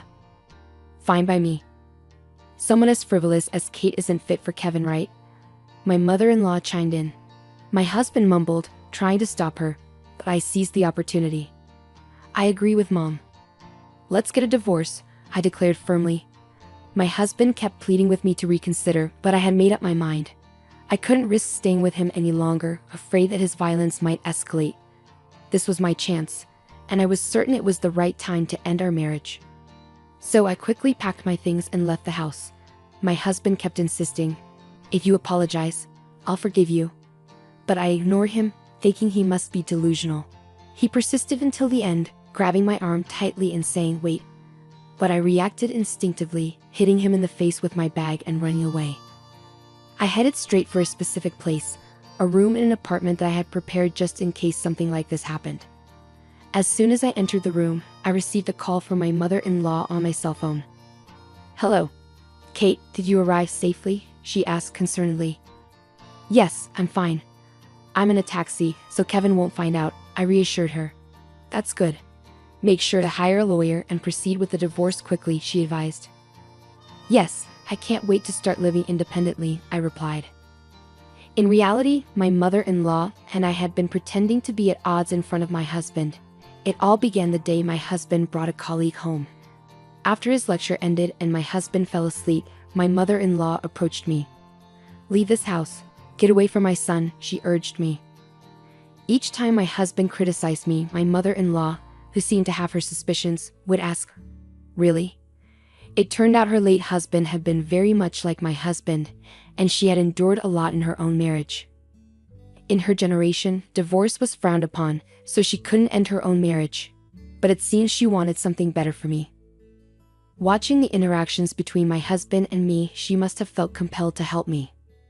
That's when my mother-in-law, with the help of a friend, found a safe place for me to live alone. It's hard to believe she's related to my husband. I can't thank her enough for her kindness. After living in the apartment she arranged for me for 2 weeks, my mother-in-law finally visited, pulling along a suitcase. "Welcome. I'm looking forward to this new chapter," she greeted me warmly. Living with us, my mother-in-law discovered that her own son had changed. Before, he seemed like a good person, the image he presented to his colleagues. My mother-in-law blamed herself, believing that his behavior was influenced by his father's genes or things he witnessed during his childhood. For me, regardless of the reasons behind his behavior, I believe the real issue lies in his inability as an adult to control his emotions. So I don't hold my mother-in-law responsible. My husband now takes good care of my mother-in-law, but only because he thinks she's on his side. I fear what he might do if he discovers she's been helping me with the divorce. That's why I suggested she come live with me for a while when she prepared this house. At first, she hesitated, worrying that once my husband and I divorce, she'd become a stranger to me. But I assured her, saying, "After everything you've done for me, there's no daughter-in-law distinction. You're like my mother or my sister. That's how I see you." On the way back from my sister's funeral, my mother-in-law steered the conversation toward divorce, intentionally supporting me. Recognizing her intentions, I quickly agreed to the divorce. I thought it would take more time and preparation to leave my husband, but thanks to my mother-in-law's help, that time came sooner than expected. I have nothing but gratitude for her. Finally, the divorce was officially settled through the lawyer. 4 days later, as I returned to the apartment, I was startled to find my ex-husband waiting for me outside. "I found you. You're trying to trick me," he accused loudly. Does he know about what happened? I wondered silently, trying to remain composed. "What do you want now?" I asked, keeping my voice steady. "It's your fault that the credit card and bank account balances have decreased," he blamed me. "What are you talking about?" "I don't understand," I replied, feigning innocence.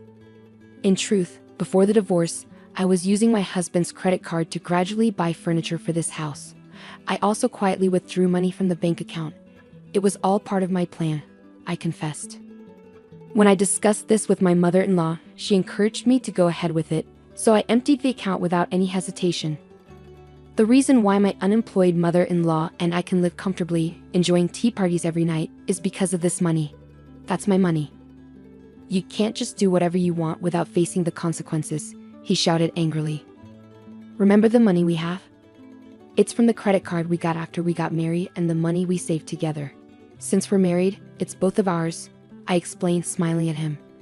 Suddenly, my mother-in-law returns from shopping and says, "Oh, you found out, didn't you?" Surprised, my ex-husband stands speechless behind me. "Hey, you're back," I greet my mother-in-law, trying to keep things normal. "What? Why is Mom here?" my husband asks, confused. "Well, because we're living together," I respond, with my husband still puzzled and my mother-in-law acting like it's no big deal. "So, you lied about going back to your parents' house, and why are you living with Kate, not me?" he questions. "I'm lost," Kevin admits. "Well, I've lost hope in you, Kevin," his mother replies. "What? But I'm the one who helped Kate get away," Kevin protests. "Actually, Kevin, Kate and I had already planned to split up before you even knew about it," his mother reveals. "But Mom, you were saying terrible things about Kate." "Yes, well, when I was criticizing her, I was really imagining you in her place," his mother confesses. "What do you mean?" Kevin asks, confused. "Because you're not the sharpest tool in the shed, and you get all worked up over silly things like a woman showing her collarbone. I was worried Kate would be in trouble. She deserved someone better than you for a husband," Kevin's mother bluntly tells him. Kevin is taken aback by his mother's harsh words. Meanwhile, I find her response so unexpectedly funny that I burst into laughter. "Mom, you do realize I'm your son, don't you?" Kevin asks, trying to make sense of it. "Unfortunately, yes." "I guess I should have raised you differently," his mother responds dryly. I can't help it, and my laughter grows even louder. "You're just a chit off the old block, like your dad. Watching you mistreat Kate reminded me of my own past. I worried that if she left you, you'd come crawling back to me. I couldn't take that chance, so I left you and moved in with Kate for both our sakes," Kevin's mother explains. Kevin's mother's confession brings tears to his eyes. He finally explodes, "Is it my fault? Why? You're my child. You've been neglecting me." His mother laughs, almost incredulously.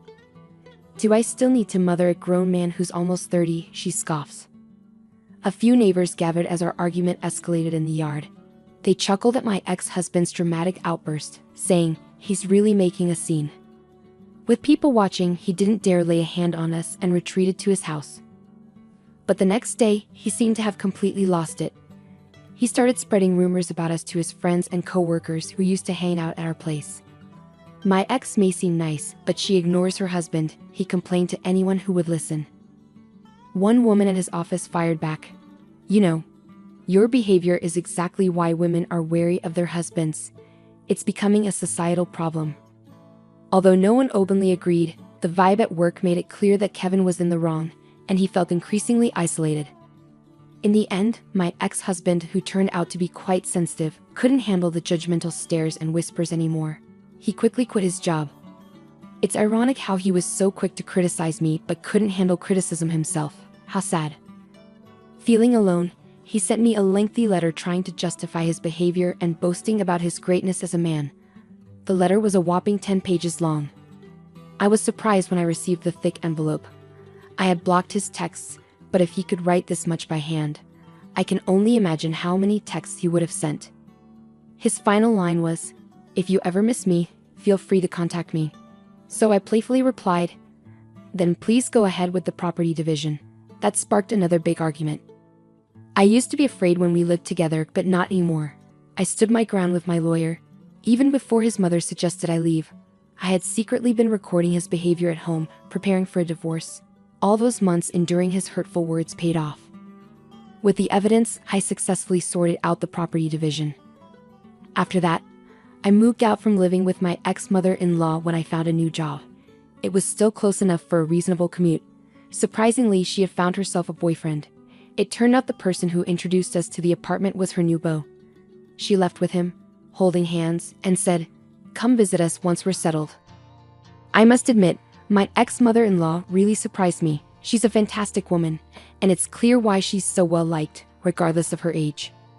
As for me, I spent my best years focused on work after changing careers, thinking I might have missed my chance for remarriage. However, I started joining regular online gatherings with my colleagues. This gave me more opportunities to casually exchange contact info with people I didn't usually talk to, including a director from another department who showed interest in me. At first, I kept my distance because we worked for the same company. But as we began having private online chats about things we couldn't discuss at work, we grew closer and eventually started dating. The head of the department, who hadn't been in a relationship for years since his last girlfriend left him because of his workaholic tendencies, treated me with caution, saying, "I don't want to repeat the same mistake." And happily, we decided to tie the knot next year. I was concerned that his parents might not approve of me, considering I've been divorced before and he's getting married for the first time. However, I'm relieved to see his parents are accepting and even grateful, saying, "Thank you for being with our son." When I shared the news of my upcoming marriage with my ex-mother-in-law, she was genuinely happy for me. Oh, and about my ex-husband, it seems he found a job at a different bank and got remarried. But knowing his personality, it's likely he's been divorced again. That makes it 3 divorces now. He works at a bank and initially comes off as charming, but he tends to blame his ex-wives for the divorces, which makes it seem like women fall for him. Even when my ex-mother-in-law tries to warn women about his true nature at wedding receptions, he manages to manipulate them skillfully. Well, after 3 divorces, it's likely he'll start being avoided by women. I just hope there won't be any more victims. With the way he's going, he probably won't have a good ending because he's likely disliked by many women. But honestly, it's not my concern anymore. Guess what it's like to travel abroad with my husband's money, my sister-in-law Betty boasted. "I wonder how it feels to rely not only on your parents but also on your brother," she added, sounding a bit rude. I felt really angry at her boldness. "Well, you're not any better. You stay at home all day but still hire a maid and don't do any chores," I snapped back. "That's enough, both of you, stop it," my father interrupted as our argument started to get out of hand. He calmed me down with a gentle look and then turned to Betty. "It seems like you both can't enjoy your trip with us here. We'll head back home. Sorry for disturbing," he said politely. "My name is Lisa. I'm almost 40 years old and I work while living with my father. My mom passed away from an illness 10 years ago, and my younger brother Jake, who is 5 years younger than me, has already gotten married and moved out. I live simply with my father in our Bay house. It's not that I can't afford to live on my own. I choose to live with my father because I worry about him. After my mom died, he started having a lot of health problems and had to stop working as he got closer to retirement age. His health got worse to the point where he wouldn't eat for days unless reminded and would be stuck in bed for almost 2 weeks if he got sick. I couldn't leave my dad alone in that condition. At that time, my brother Jake was already working as a lawyer and was engaged to be married. Jake and his fiancée were planning to build a new home near ours, so it was obvious that I would continue living with my father. Jake is very talented compared to me. I never expected his wife to be so difficult. Jake's wife, Betty, stopped working as soon as they got married and became a homemaker. She doesn't do any chores herself and relies on a hired butler. Her days mostly involve fancy lunches and shopping at expensive stores. Jake is busy with his job, so he might not have much time to spend with Betty. But her extravagant lifestyle is surprising. Living near Jake and Betty's house, I couldn't help but hear about Betty's carefree life. What made it worse were her comments when she visited us. "When are you going to move out, Lisa? Aren't you embarrassed to still live at home at your age?" She teased me. I often bit my tongue and just smiled vaguely, not wanting to hear such words from a woman who doesn't do any housework and just enjoys herself. I wish she wouldn't come over at all, I thought to myself. But my father felt sorry for Betty, thinking Jake might be too busy and she might feel lonely. He didn't push her away. Instead, he often invited her to have dinner with us. I wish Jake and my father could understand how much Betty's behavior was affecting me emotionally. But when I saw my father, unaffected by Betty's bold attitude, happily eating dinner with her, I couldn't help but feel like as long as he was happy, that was all that mattered. Why did Jake marry someone like her? I often wondered about it, but I figured there must be qualities in Betty that only Jake could appreciate. I chose to ignore Betty's rude comments and quietly continued eating. That day, like usual, my father invited Betty to join us for dinner. Jake had been really busy with work lately, and Betty usually just helped herself to food prepared by the housekeeper. Maybe feeling sorry for Betty, my father decided to buy some fancy ingredients and suggested that the three of us have a nice meal together. I wasn't very excited about it, but since my father insisted, I didn't have much of a choice. I went to the supermarket in town and bought some ingredients, then managed to make some dishes I'd never tried before. My father, who hadn't been eating much lately, was really happy and joked, saying, "I'm extra hungry today." Betty showed up quite a bit later than we agreed and plopped down in a dining chair without even saying hello properly. The dishes I'd made were all laid out in front of her. "Now that we're all here, let's dig in," my father said cheerfully, but Betty didn't seem happy. She pushed the food around with her fork, let out a big sigh, and said, "Do you really expect me to eat something that looks this unappetizing?" Betty shot me a disdainful look as she glanced at the dishes. I stared back at her and turned to my father in surprise. He also seemed taken aback, his mouth hanging open as he looked at Betty. "Well, it might not be as fancy as what your housekeeper prepares, but Lisa made all of this herself. Can't you show a bit more respect?" My father responded sternly. Betty immediately frowned. "I never said I wanted to eat with you guys. I'm just trying to create some memories here, and you serve me something that looks so unappealing. Can't you think about how I feel?" "What do you mean by making memories?" I muttered under my breath, but Betty caught on quickly. She looked down at me and my father, smirked, and said something shocking. "Well, your father won't be around for much longer, will he? I'm the devoted daughter-in-law keeping him company." So, I was expecting a sizable inheritance. At that moment, both my father and I were stunned into silence. The room fell quiet. Could this really be the woman that the smart Jake chose to marry? Talking about inheritance before someone has even passed away. There's something really wrong with that. "You're going to live for many more years." Before I knew it, I was shouting. Even Betty, who had been grumpily playing with her food, stopped when she saw me venting my anger.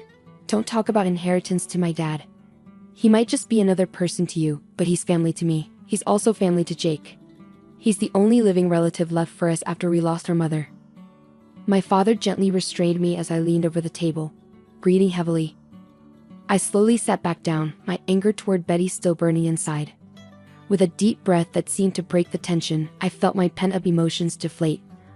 "I'll pretend I didn't hear what you just said," my father said in a calm voice. Immediately, Betty scoffed. "All I did was speak the truth. I don't want the inheritance to go to a woman who's still living with her parents." Betty's words were blunt. I didn't have the energy to be angry anymore. She boldly brought up what my father had tried to ignore and hurled her insulting words and actions at us. "I'll leave this old house to you, sister-in-law. Looks like you won't have to worry about losing your place to live," Betty said with a mocking laugh. I wanted to argue back, but when I saw my father quietly shaking his head, I held my tongue. My father was too forgiving with Betty, even as she feels lonely because Jake is often busy with work. It's not right to excuse an adult who doesn't know how to speak respectfully. My father glanced at my expression and murmured softly, "She's the one Jake picked." There was a sad smile on my father's face. He looked like a dad dealing with a troublesome daughter and also like a man who's been worn down by life. I couldn't bring myself to say anything when I saw my father's expression. I had words for both my father and Betty, but more than anything, I wanted to know what Jake thought about all of this. It's uncertain if Jake knows about Betty's behavior. If he's aware of it and ignoring it, then I feel obligated to speak up as his sister. In the end, Betty hardly ate the food I cooked and left early after a short conversation. Only my father and I remained in the spacious living room. Making memories, huh? Maybe she's onto something, I sighed quietly, noticing my father's figure suddenly appearing smaller as he muttered those words. Following Jake's suggestion, our family decided to take a trip to France. My father wanted to visit France while he could still walk without assistance, so Jake and I organized the trip. Initially, I suggested to Jake that he and Dad go on the trip alone without me, since Betty often made snide remarks toward me. I didn't want to spoil the happy atmosphere of the trip. However, Jake insisted that it would be better to have someone who usually observes Dad's condition, so he ended up buying 4 tickets. I reluctantly agreed to join them on the trip to France, and as I anticipated, Betty was in a sour mood the entire time, not speaking a word to anyone on the plane. Once we arrived, we headed straight to the heart of Paris and enjoyed sightseeing.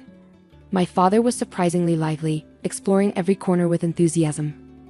Betty seemed to brighten up a bit when Jake bought her a designer bag. She walked arm in arm with Jake, but I couldn't help but notice that Jake didn't seem particularly happy at that moment. I accidentally locked eyes with Betty, and she glared at me so intensely that my heart skipped a beat.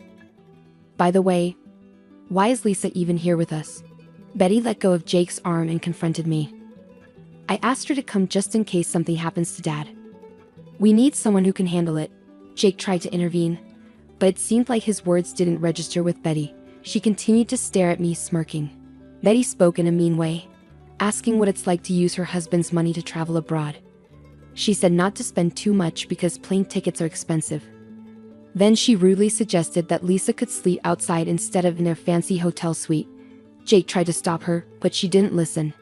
Betty insulted Lisa, saying she lives off her family's money, including her brother's. Lisa felt really angry and upset at this. She fired back, saying Betty actually lives off Jake's money even though she's a housewife. Lisa pointed out that Betty hires someone else to do the housework.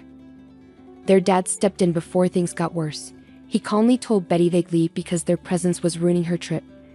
He apologized to Lisa and asked her to check the bus schedule to the airport. Betty looked pleased. But Jake seemed worried. Jake suddenly realized that they would be left without anyone to help them once their parents left. He desperately tried to stop them from leaving, but their dad remained firm in his decision. He asked Lisa to check the bus schedule to the airport and promptly headed in that direction. Lisa had to follow her dad while keeping an eye on her brother and his wife. As they walked away, Jake shouted that they would be fine without their parents, disrespectfully calling them old man and old lady. Lisa felt upset at Betty for calling their dad old, but she didn't dwell on it. She hurried after her dad, listening to Jake's distressed cries and Betty's insults directed at him. Eventually, Jake burst into the cafe near the airport where they were having tea, looking frantic and sweaty. He rushed to their table and bowed his head in a flurry of panic. "I'm really sorry for what happened earlier. I'll make a proper apology later, but right now, I need your help with Betty," Jake said earnestly, bowing deeply. Dad and I exchanged surprised looks. "What happened to Betty?" I asked on behalf of Dad, prompting Jake to explain what happened after we left. Jake and Betty took a taxi to the hotel after we left on the bus to the airport. However, they encountered a problem once they were in the taxi. They couldn't communicate well with the driver because neither of them spoke French, and the driver didn't speak English. Despite the driver asking them something, they couldn't understand and ended up getting out of the taxi without realizing Betty was still inside. Jake expressed concern that he couldn't reach Betty on the phone and worried she might have been mugged or faced some other trouble after being left by the taxi. Realizing he needed help and feeling overwhelmed by the situation due to his lack of understanding of French, Jake turned to us for assistance. I reassured him that both my father and I are fluent in French. Despite Betty thinking of my father as incapable due to his age, he used to be a French teacher and I currently teach French. This trip to France was planned by Jake as a way for my father to reminisce about his youth, upon arriving in France, my father seemed revitalized by memories of his time studying abroad. Since I also had experience studying in France during my student days, after parting ways with my brother and his wife, we shared stories about our time in France. My father listened intently, eventually nodding in understanding. Let's head back to the city center. I'm guessing the taxi that dropped you off might be waiting for its next passenger there, my father suggested. Following my father's advice, we swiftly prepared ourselves and embarked on a mission to locate Betty, who had been left behind somewhere. My father and I decided to split up and search for the taxi that had dropped off my brother and his wife when they returned to the city center. It's common for taxi drivers in the area to speak French fluently without needing to use English. Before I could reach them, my father managed to find the taxi that had taken Jake and Betty, leading us to the spot where Betty was supposed to have been dropped off. Thankfully, Betty was there, safe but looking weary. However, upon her arrival, it became evident that she had been robbed. All her bags and belongings were missing, leaving her with nothing. When Betty spotted Jake's face, tears started to form in her eyes, but she quickly put on a frown upon seeing us. "Why are they here, Betty?" Jake asked, clearly annoyed, and let out a heavy sigh. "If it wasn't for them, you'd have been stranded here with nothing, Betty. You should be thankful," Jake scolded her. Betty looked uncertain. "What do you mean?" "Without them, our trip would have been a mess. We can't speak French, so that's why we're in this situation. But they're different. They're both French teachers, much better at it than I am," Jake clarified. Betty seemed uneasy, glancing over at us. A troubling thought crossed my mind, and I quietly told Betty, "If we hadn't found you, you might have had to sleep on the streets here." Betty clenched her lip in frustration. "And besides, Jake and I split the expenses for the trip equally. So how can you say it's all funded by an old lady living off her parents' money?" With that, Betty began to tremble. "It's your father's money anyway, right?" In response to Betty's argument, my father gently shook his head. "I didn't do anything, Lisa. Jake and Betty are doing well on their own. They're my pride and joy." Just as I felt Betty's glare bore into me, she fell silent, refusing to say a single word of thanks despite being helped. I had a lot I wanted to say to her, but my father's whispered advice to take it easy made me restrain myself and stay quiet. This must have been a very embarrassing moment for Betty. She probably never expected to be rescued by someone she had looked down upon. Even Jake seemed tired of Betty's stubborn hostility towards us, his frustration evident on his face. "Well, now that everything's sorted out, shall we continue our sightseeing? Let's go to a restaurant I used to love when I was studying here," my father suggested cheerfully. With my father's optimistic suggestion, our family was united once again. We had a fantastic time in France, ignoring Betty's gloominess and fully enjoying our trip. When we returned to the States, Jake kept apologizing to us and surprisingly decided to divorce Betty. I was shocked and asked him why they had married in the first place. It turned out Betty had lied about being pregnant and pressured Jake into marrying her. After they got married, it became clear that she wasn't pregnant at all. Jake had hesitated to divorce her earlier because of his public image, but he couldn't tolerate Betty's disrespect towards my father and me anymore. After the divorce, Betty was forced out of their home and couldn't continue living as a housewife. Without a maid to help with household chores, she faced difficulties. Additionally, she lost half of her assets due to a pickpocket incident during our trip to France. She must be working hard now to make ends meet. Meanwhile, my father became noticeably happier and more lively, reminiscing about his youth in France during our trip. I decided to quit my teaching job and started a French language school at home. I hope to renovate it soon and have my father join me as a French teacher. Our family's dreams are growing, and we're excited about the future. "I can't believe you brought homemade pudding." My business partner teased me, expecting fancier desserts. He tossed the pudding in the trash, leaving me speechless. Feeling angry and helpless, I went home. My wife seemed oddly cheerful, promising that the rude man would face consequences. The next day, something surprising happened when I went to meet the president. "My name is Danny Klein, and I've been working in an office for 10 years now. Today, I'm feeling nervous because I have to bring a gift to a tough business partner named Walter Morris. He's picky about gifts, and if he doesn't like yours, he won't even talk to you properly. Sometimes he'll even make up excuses to send you away. But he's important for our business, so I have to deal with him." One day, my manager came to my desk and praised our company's great patented technology. I agreed, but also mentioned how they'd become arrogant because of it. We used to work together closely, but things have changed. My manager looked at me sympathetically. I chuckled bitterly and ran my hand through my hair. I've heard that the president and his wife are nice people, despite Walter being difficult. I hope things improve soon. Yeah, things should get better soon. It's tough, but it's all part of the job.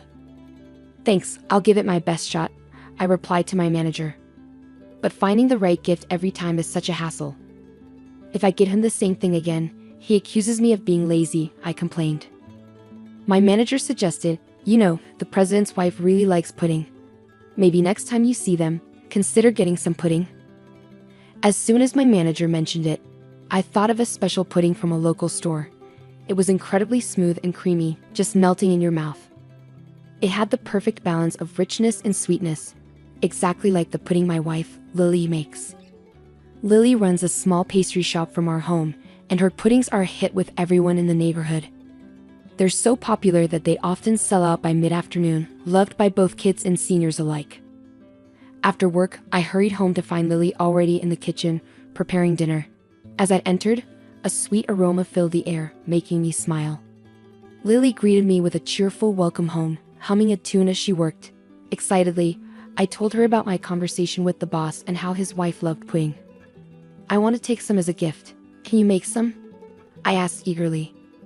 Lily hesitated for a moment before asking, "Do you think my pudding will be good enough?" I could see a hint of nervousness behind her smile, but it reassured me. Even though Lily makes amazing puddings, making one as a gift for my business partner's wife was understandably stressful for her. Still, she agreed with a nod and said, "Okay." Once dinner was ready, Lily didn't even sit down to eat. Instead, she jumped straight into preparing the pudding for tomorrow, insisting she needed to get it done. "Thank you, Lily." "I'm sorry," I said, feeling grateful but guilty. "It's no problem. I want more people to taste my pudding," Lily replied cheerfully, diving into the preparations. She moved back and forth between the kitchen and her shop, busy with the task. Seeing her determination, I couldn't just stand there watching. I decided to pitch in and help, following Lily's instructions closely. We ended up staying up later than usual, eagerly anticipating the reaction of the boss and his wife the next day. I fell asleep almost instantly.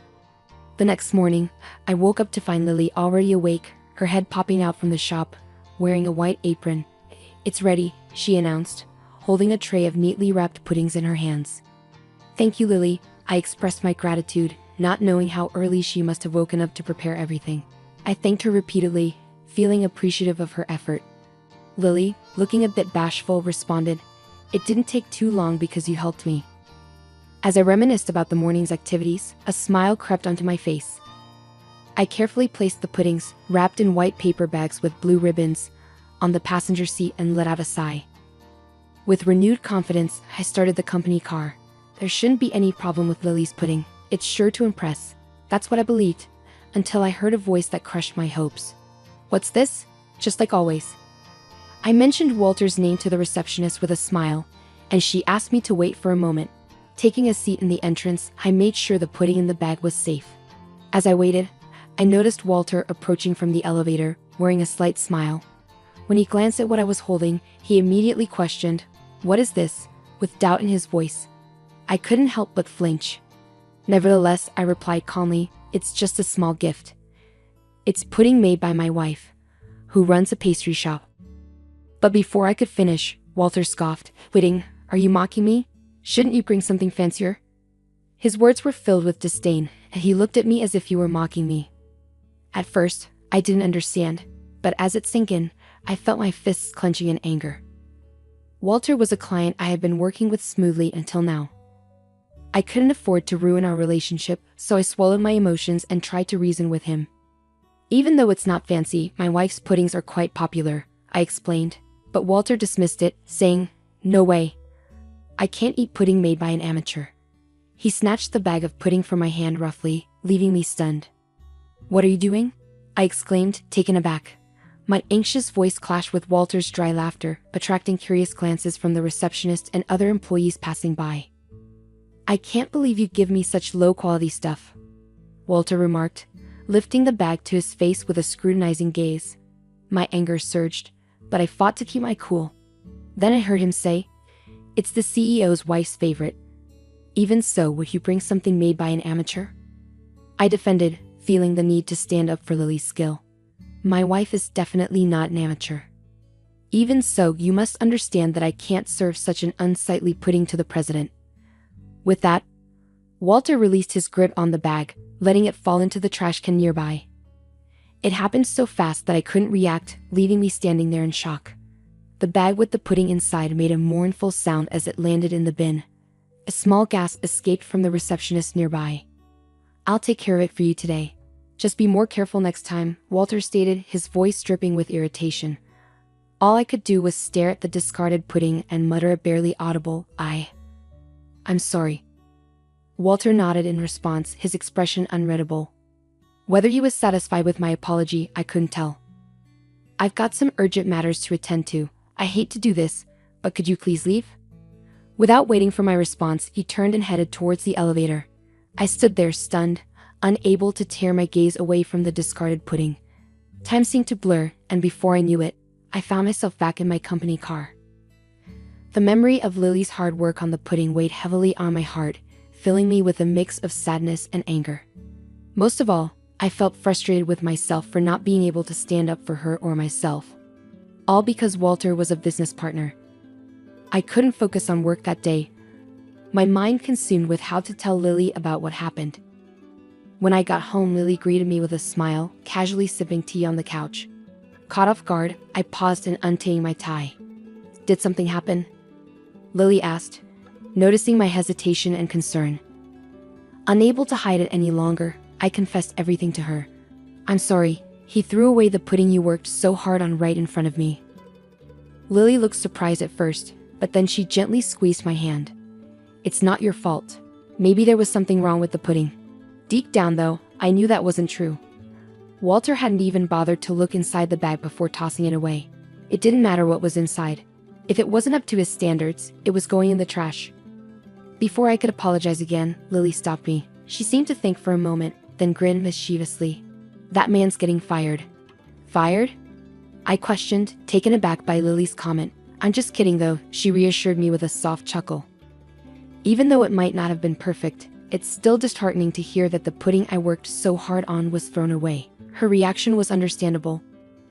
Anyone would be upset to hear their efforts were disregarded like that, even Lily, who rarely makes such remarks about rude clients. "But who knows, it could happen," she added mysteriously, leaving me feeling a bit puzzled. But that was the end of our conversation. Lily urged me to wash up early that night, so I bathed in a mix of confusion and frustration before turning in earlier than usual. The next day, still feeling weighed down by yesterday's events, I headed to work with a heavy heart. My boss had instructed me the day before. "I know it's not ideal, but tomorrow you need to buy a cake from the high-end Western confectionery store in front of the station." His words echoed in my mind as I stopped by the pastry shop near the station on my way to work and bought a cake. I placed the box from the fancy pastry shop on the passenger seat, letting out a sigh heavier than the day before. Yesterday, I had promised Walter that I'd come back today with an apology gift. Maybe because of the incident, Walter had responded with an even more arrogant tone. "All right, I'm counting on you this time," he said before hanging up. I should get going, I told myself, mustering up some motivation as I settled into the driver's seat of my company car. I drove towards the client's office, determined to make things right. As I entered through the automatic doors, a receptionist who recognized me hurried over. "Are you Mr. Klein from Company X?" she asked. "Yes, that's me, but please, lead the way," I replied. Following her, I stepped into the elevator, and before I knew it, we had arrived at our destination floor. The room I was directed to turned out to be the president's office. The receptionist knocked a few times, and when the door opened, I was ushered in. Inside, I found the president of the client company, his wife, and Walter, all looking uneasy. I had expected Walter to be his usual arrogant self, especially after yesterday's incident, but I was surprised. "Nice to meet you, I'm Danny Klein from Company XX. Thank you for having me here today," I said, puzzled by the situation, as I greeted the president, Mr. Peterson. "You must be Danny. Pleasure to meet you." "I'm Mr. Peterson, and this is my wife, Anne," Mr. Peterson replied, cutting the formalities short. They exchanged glances, then called my name and bowed deeply. We are truly sorry for what happened. Please accept our apologies, Mrs. Peterson added sincerely. I'm sorry, what did you say? I asked, feeling surprised by how the president's tone suddenly changed. His wife, standing beside him, looked shocked too, bowing her head without saying a word. I quickly asked them to lift their heads, but they wouldn't. Then, I noticed Walter, who was standing behind them, also bowing. This was unusual because Walter was usually very proud and never apologized. But there he was, saying sorry with careful words for the first time. I was taken aback and didn't know what to say. Walter continued, actually, yesterday my wife found something in the lobby trash while she was cleaning. His wife nodded to confirm. She seemed upset and asked around about it. She found out that the pudding you brought earlier had been thrown away disrespectfully by someone. We called him to ask, and at first, he denied it, but later he admitted it reluctantly. Mr. Peterson gave Walter a cold look, and Walter seemed to feel it as he bit his lip and looked away. I didn't know Mrs. Peterson liked pudding. I thought it was from Danny, and I tossed it without thinking. I'm sorry, Walter said, sounding quieter than usual. I was surprised by Walter's unusual behavior. Mrs. Peterson shook her head firmly. That's not why I'm upset, she said in an angry tone, breaking her silence. Danny, I've known about the pudding from Lily's store for a while. I knew it was really popular and always sold out quickly, even though the store was busy. You made the pudding for me. It's disappointing that an employee of a manufacturing company doesn't appreciate the effort put into making a product. I was shocked that Mrs. Peterson knew about Lily's store and understood the emotions behind making something. Walter, looking even more nervous, tried to apologize again, but Mr. Peterson told him to face the person he was apologizing to and lifted his pale face up. Walter Hooper sincerely apologized to me for carelessly throwing away the handmade gift from your wife yesterday. He faced me directly, bowing his head repeatedly. In that moment, I felt a sense of clarity. When I got home, Lily was sitting on the sofa drinking tea, just like yesterday. Without saying hello, I told her about what had happened today. Lily listened to me without interrupting until I finished. Then she smiled and said, I thought as much. Her calm demeanor suggested she had expected everything that happened. Lily got up and made a cup of tea for me from the kitchen. As she handed it to me, she began to speak. Actually, yesterday evening, a man in a suit came to buy our pudding, but we were all out. He mentioned that the wife of his company's CEO loves our pudding. Could it be the president's wife he meant? Probably Ann Peterson, Lily said with excitement, nodding happily. It's amazing to know there are people who appreciate the effort we put into our products. It motivates me to make even better things for them. Lily took a sip of her tea, still smiling. Seeing her so genuinely happy made me understand Mr. and Mrs. Peterson's words better, but it also made me feel guilty. Did I truly value the effort of producers like Lily while doing my job? I was angry at Walter's arrogance, but was it because I thought we were doing him a favor by selling our products? Maybe I was being carried away too. Like Lily, shouldn't I strive to connect the creator's thoughts with the consumers through my work? As I thought about all of this, Lily noticed something and gently placed her hand on my shoulder. Perhaps from now on, you'll consider both the creators and the users' perspectives. Lily's words made me feel a bit embarrassed, but more importantly, they gave me a new outlook on my job. After everything that happened, Walter's attitude changed a lot. He wasn't as arrogant as before and stopped demanding gifts. Now, we openly share our opinions and have a better relationship. Like Lily, I want to keep delivering the creator's ideas to users through my work.